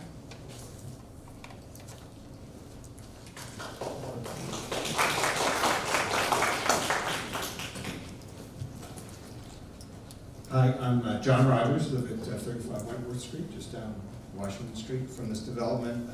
I've gone to a couple of these sessions, the visioning session, been to a bunch of these hearings, and I'm a relatively new resident to Islington, but I grew up in Westwood. I'm really convinced that a change that refreshes Islington is long overdue. It really looks pretty worn out. This is a beneficial and rare opportunity for Islington and Westwood and for the Petruzziellos. There, I said it clearly. And to me, the types of development, the mix of developments, the architectural appearance look perfect and like it's probably going to be in the end, but it looks quite good to me. I think the use of the steeple, as well as Wentworth Hall, Blue Hart Tavern, retain valuable historic elements that are valuable to the community. And I think those should be retained, and I think a lot of those are being retained. And though I think the proposed configuration can work, I just have a couple of questions. Why not? I'm also with a bunch of people who think it feels odd to me that the CVS gets to be a big mass at what is now a sort of a historic looking building. It's not particularly good the way it is as an existing building. But why not build the CVS first, which is where you get the greatest amount of earnings, get those sooner, by building the CVS on the opposite corner by School Street. I expect you've looked into it, but I wonder if doing that with temporary space for the MMO, so then it could be relocated. Then you have, and potentially place the Blue Heart Tavern so it's visible to the community, not tucked way back in the woods, which seems a very odd and awkward spot. And then you're free to do all the development at Site 2, including putting the library, the MMO as a central building where the church now is, with the steeple there. And then the rest of the site, you have all kinds of flexibility to develop that. So now you're getting earnings from the CVS quicker.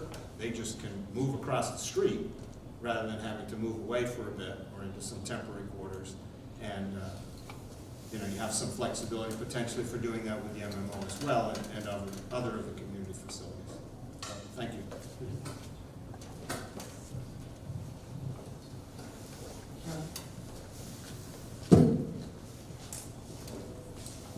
Site 1 and Site 2, are they independently financially viable?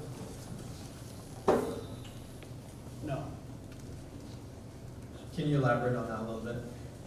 In other words, Site 1 looks like there's the opportunity to put in that multi-use building, which, by the way, I personally think looks great.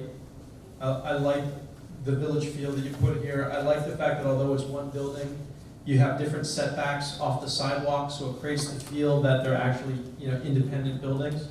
But my question is, would it be possible financially to move forward with a Site 1 development that was unhinged from the Site 2 development? I have to look at that number. The biggest issue, or the biggest reason we can't necessarily respond to that is that we would then have to, we did it as a complete package in terms of the numbers. I believe the town, and I don't want to be held to this, but the town put so we'd be looking at, I believe, $500,000 or $600,000 is what I think the town put as the price, and I'll stand corrected, for the municipal parking lot. And so the question is, how do we come up with that $500,000, knock down an existing building, the second building? I'd love to still see the Blue Heart Tavern. It was a great opportunity to maintain the Blue Heart Tavern. That's something that I think we can look at, but it all comes down to numbers in terms of doing the project on one side of the street. And it could be a matter of simply negotiating further with the town on the price that's being requested for the municipal parking lot. Now that would be needed, and it's an interesting one because it's the municipal parking lot, and we can, I'm not here to debate it, but it's a municipal parking lot that's servicing those buildings.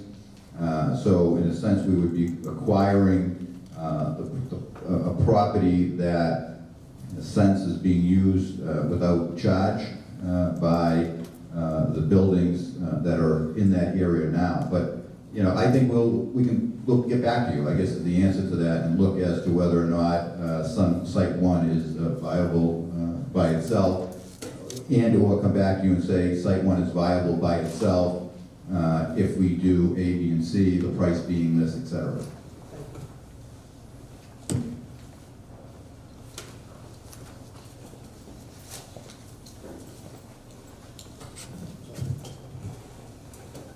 Hi, my name's Steven. I live on School Street. I have a question about the traffic studies mentioned in this. I am a little concerned that there are going to be some impacts on traffic in the neighborhood, particularly during the way this is changing here to School Street. You mentioned here that you did a study that you weren't concerned that there weren't going to be any impacts, but you do make some sort of mention here that which cannot be mitigated if necessary. What exactly does that mean, mitigated? What kind of solutions do you propose for anything that may come up with the increased traffic that this is likely to bring? Thank you for your time.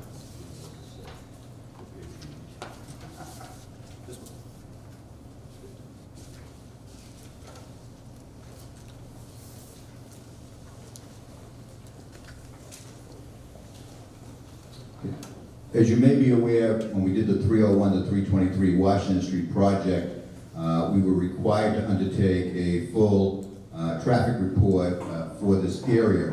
That was conducted for us by Bayside Engineering. So therefore, Bayside Engineering had the base data that was needed to look at the streets in the particular intersection, and then to add to that, using IT handbook data, what would be increased in terms of the traffic. Traffic is a multifaceted issue. One is simply numbers, and the other is how quickly you can move that traffic, regardless of those numbers. And third, I should have started with this one first, and how safely that you can do that. So all we're indicating here is that based on our discussions, which were clearly very preliminary, and given the information that Bayside Engineering already had, it is their belief, again, no full traffic study has been done as of yet, that we could mitigate whatever traffic problems are seen. And mitigation could be anything from simple striping. You can get as detailed as rounding corners, changing traffic lights, adding traffic lights, controlling various traffic lights. So again, if this proposal ever turns into a project, we will be required at that point to commission a full traffic report, and the planning board, that would be submitted to the planning board. And for those of you who aren't familiar with the planning board process in Westwood, it is probably one of the most extensive review processes that we have ever been through. When we did 301, 323, the level of detail in terms of the drawings is, I think the architect or the engineers only had to put a couple of extra pencils on there and were able to get building permit plans. But in terms of the traffic report, nobody believes the developer, nor I guess should they. Nobody believes the developer is a traffic engineer, nor should they. So it's sent out by the town to an independent peer reviewer that is retained by and who works for the town, and then they come back and they identify everything they think was done wrong, and that includes looking at, and that makes us go out back and do it again in terms of maybe we didn't count the right intersections, and they also look at any proposed mitigation in terms of making sure that all the intersections in the streets flow, and I'll say it first this time, safely, quickly, efficiently. Thank you. Just a point of interest, so it's 8:48, we're going to try to stop at 9. I see 3 people up, well, 2 people up that still want to make some comments, so please come forward.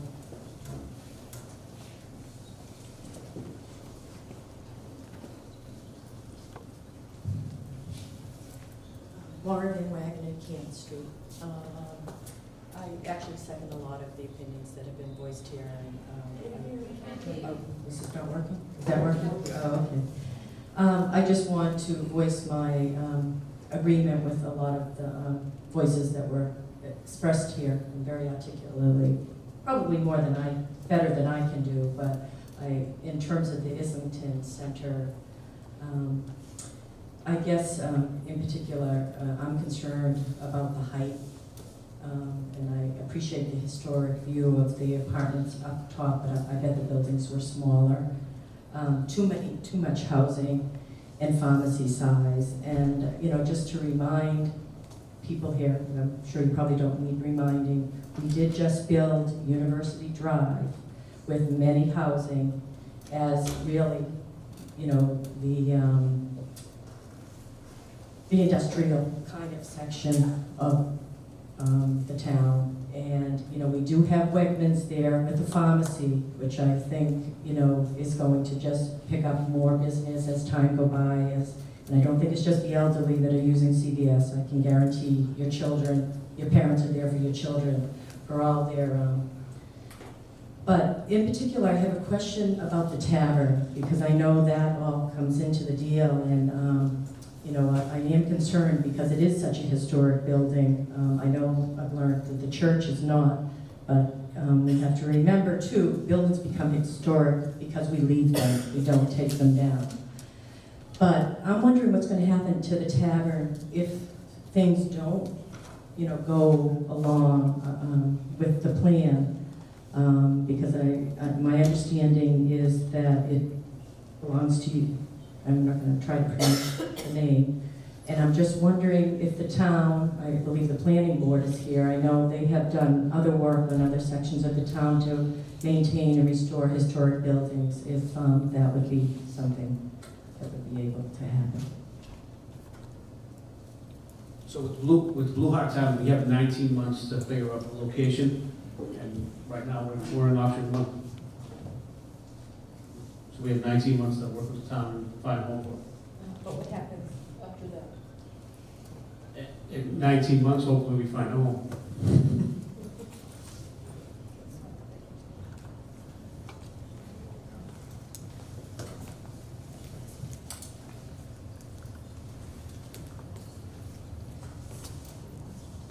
Mike Gallagher, 25 Ash Street. I'm a lifelong resident of Islington. Which probably puts me there longer than most people in this room right now, because I'm now 62. Just a correction of kind of a misconception of the public parking lot. It was purchased not just for the Magdalena properties, but the properties across the street also, where the ski stop is now, and the beauty salon, which used to be the old Islington Pharmacy. They lost all their parking on Washington Street at the same time, and they didn't have the advantage of parking in behind buildings. So it's a misconception or misinformation that's put out there that that parking lot is specifically for all the Magdalena properties, and it's not. It's for the entire center and all the retail businesses in center. And the barbershop building didn't lose any parking when Washington Street was redone, except for the public street parking that was in front of it. That's all.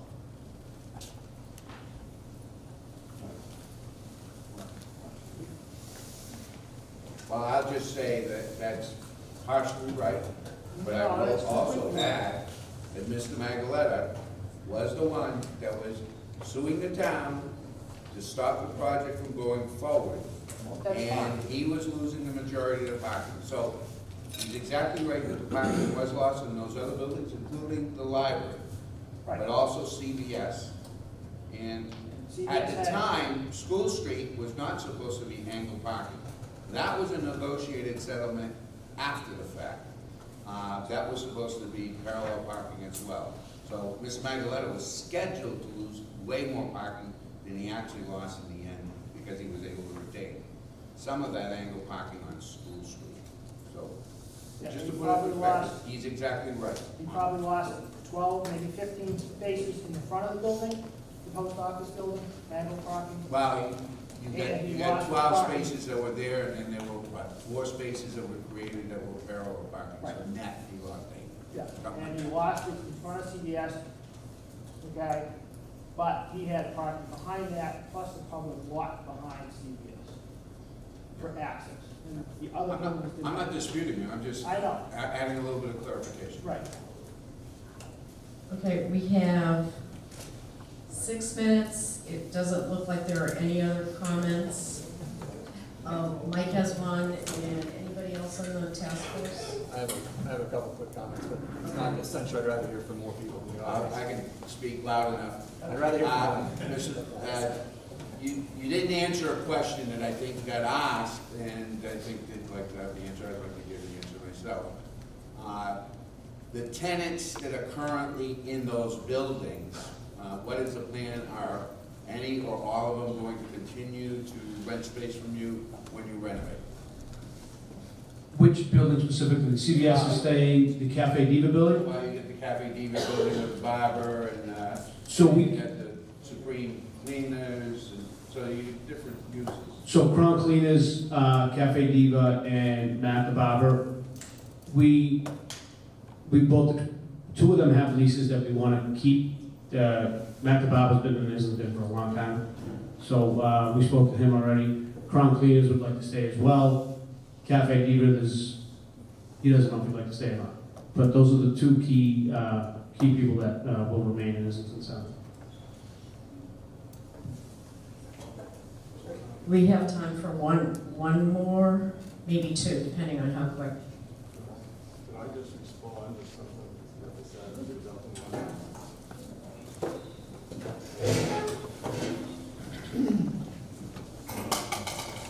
Thank you. Again, Dennis Coney, 45 Lions Drive. After I spoke to the developer, mentioned the fact that the apartments were necessary for businesses that may be there, restaurants and places like that. And I just want to point out, and I think we all know, and in Westwood, everybody has 2, 3, 4 cars. Some of them have too many cars. And we're aware of the fact that we have to get in a car to go places. And if we want a loaf of bread, if we want a bottle of milk, we get in a car. Bubbly Brook's an example, if you want an ice cream. It's loaded. So I think that if you have a good restaurant, people are going to get in their car and go there. University Station, everybody has to go there to get there. The other comment, and it's sad to say, again, I said I don't think that this is the right development for this place, and my feeling is probably most of the people who lived here a long time feel the same way. It changes the character of the area. And what does that mean? I knew, and I meant to mention this before, that maybe apartments are needed in order to sustain this economically. Well, I'm sad to say that we should not do something that changes the character of the area just to be able to have a change and to make it revenue positive. The fact is, if we don't want it, then there has to be some other option.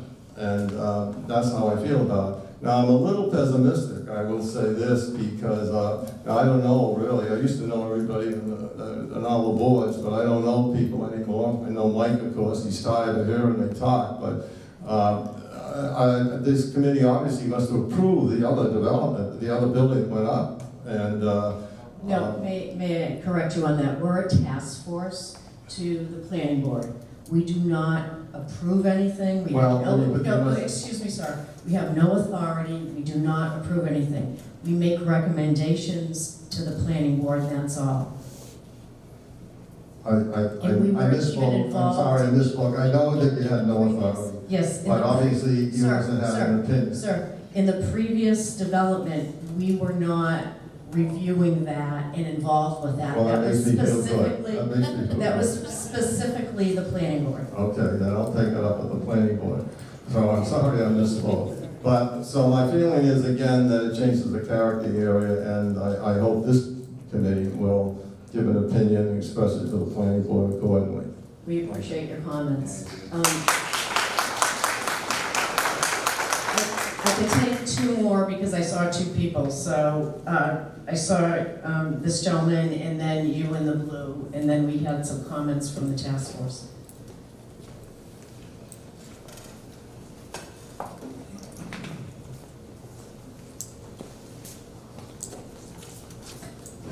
Hi, Sam Valentino, School Street. I just want to ask, you never answered the question. Do you have any examples of apartments in property value? You've given condominium. Great, thank you. So when I mentioned the condominiums in Precinct 1 at the jail, those are $1 million condos. The homes next to them are multi-million-dollar homes. So I can't predict that the homes in Islington are going to go to $1 million or $2 million, but Well, the question is not, sorry. The question is not, you'd said you're making apartments, but your example of property is going up. I'm not asking for number value. You said going up was based on condominiums. Do you have examples of property value increasing when you put apartments in as opposed to condominiums? We can get you that. That would be good information to have. Thank you.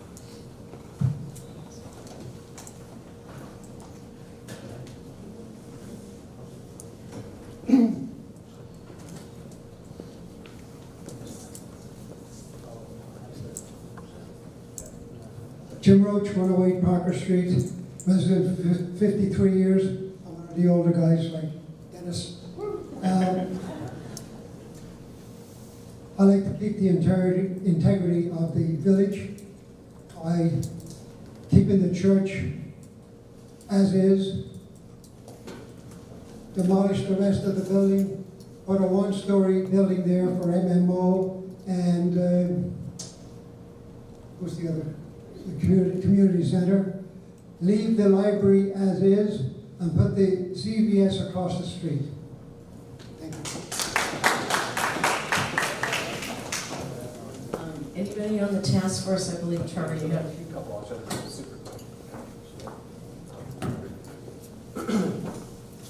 First of all, I apologize for being late. I'm sorry I missed the presentation from you guys. It's been a great process, both on your property across the street and this one thus far.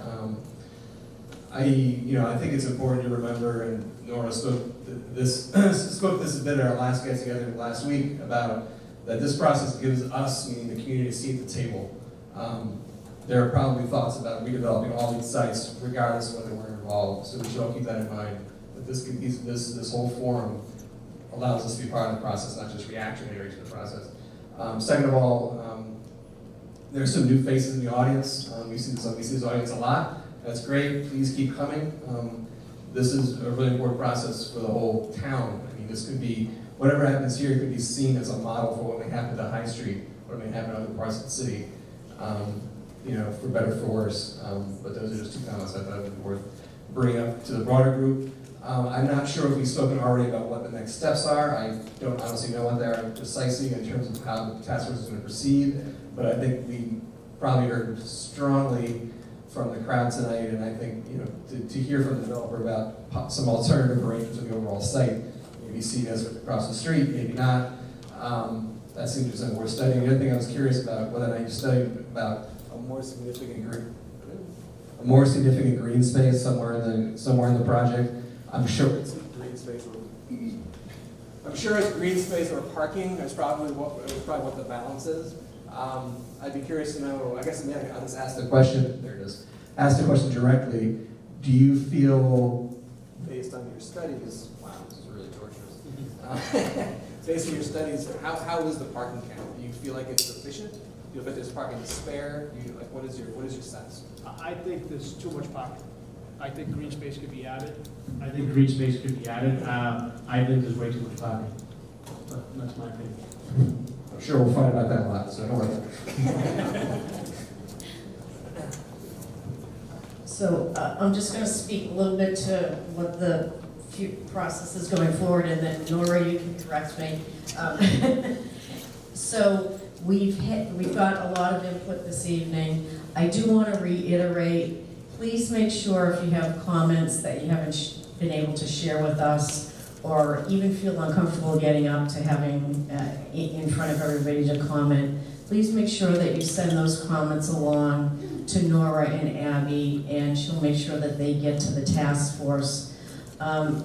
Basically, what we're going to be doing is trying to schedule our next meeting for October, and we'll be, Nora and Abby will be working with the developer to address potentially as much as possible some of the comments that we've made to see if we can come up with something that works. That's Helen captured it all. I think the first step is to schedule the next meeting. That next meeting will be further discussion around this project, the other items on the agenda as well, but the focus will be discussing this project. We would invite the developer. We'd invite the developer to come back to that meeting as well, to be involved in that discussion as we go through.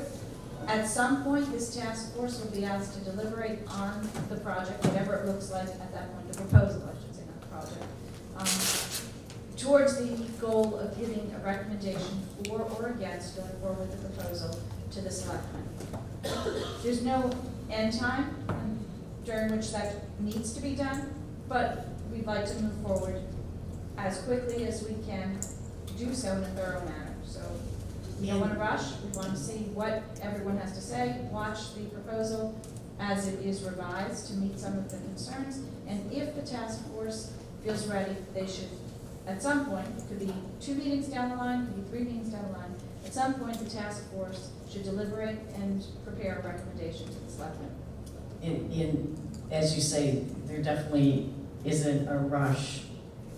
We're well aware of the fact that we have a 19-month period that already started associated with what we do with the Blue Heart Tavern. So certainly any decisions that we make could impact that. So we're well aware of that, and we'll take that into consideration. And just to clarify on that point, the 19 months comes from a planning board decision for the 301-323 Washington Street project. That decision required the temporary preservation of that building to allow time to research opportunities for restoration, or for either restoration in Islington Center, or if that's not feasible, to have someone take the building somewhere and save it.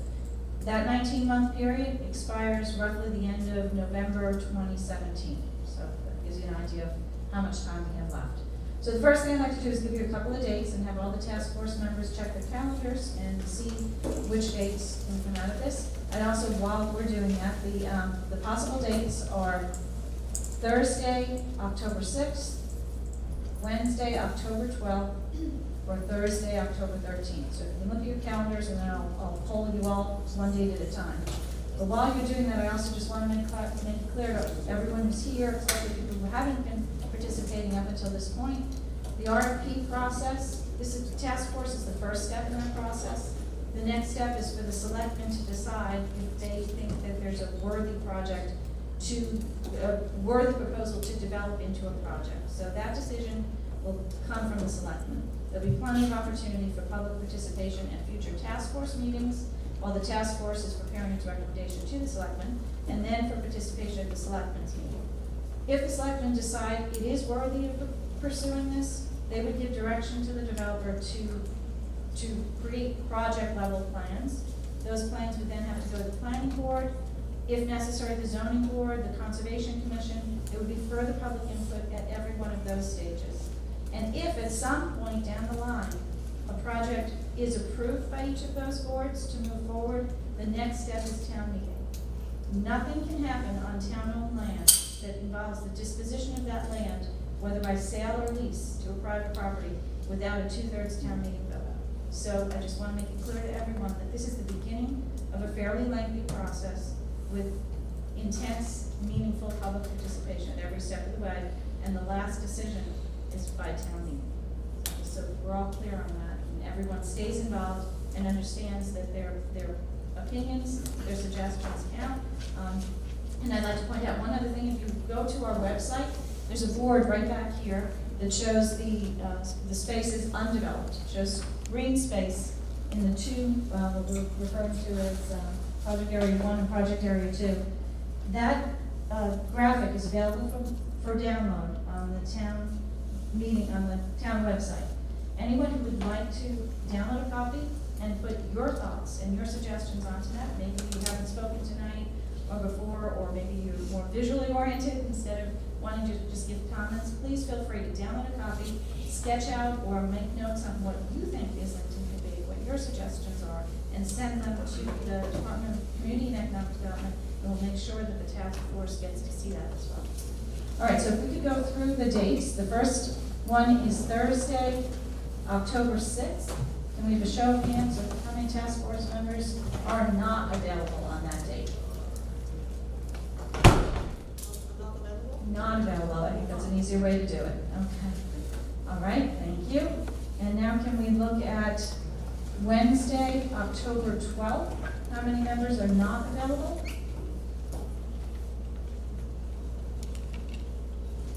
And finally, Thursday, October 13th, not available. All right, well, we certainly have the greatest numbers for Wednesday, October 12th. I think, Nancy, you were the only one who is not available at that date. Oh, I'm sorry, Mike, you're not available either on Wednesday the 12th. I'm sorry. And we have 4 members who were not here this evening that I'd also like to poll. We'd still have a quorum. We would have a quorum, yes. Actually, any one of those dates, we would have a quorum. The first one is probably the most troubling, not knowing if those other 4 members are available. Assuming they're not, the Wednesday, October 6th is the least likely to. I do see some new faces here. One of the things that we highlighted at the last meeting is on the town website, under land and property, there's actually, if you go under land and property, on the left side, there's a pull down for Islington Task Force, and all the minutes from our meetings up to this point, and plans and so forth associated with what's going on in Islington is available now on the website for you to look at. So please, please do so. And If I can make one other comment, lastly, there's also an opportunity to join the town's listserv on the website. If you haven't already done that, if you put your email address into, there's a section on the website called Town Email Web Events page. If you put your email address into that, you will, on a weekly basis, receive information on every meeting that's scheduled, not just the task force meeting or the planning board of selectmen, but every town meeting that takes place. You'll get a copy, you'll get an email every Sunday night telling you what meetings are in the week ahead, and you'll have links to the agendas. I strongly recommend everyone sign up for that listserv and stay informed. do I have a motion to adjourn? Second? All in favor? Thank you all for coming this evening.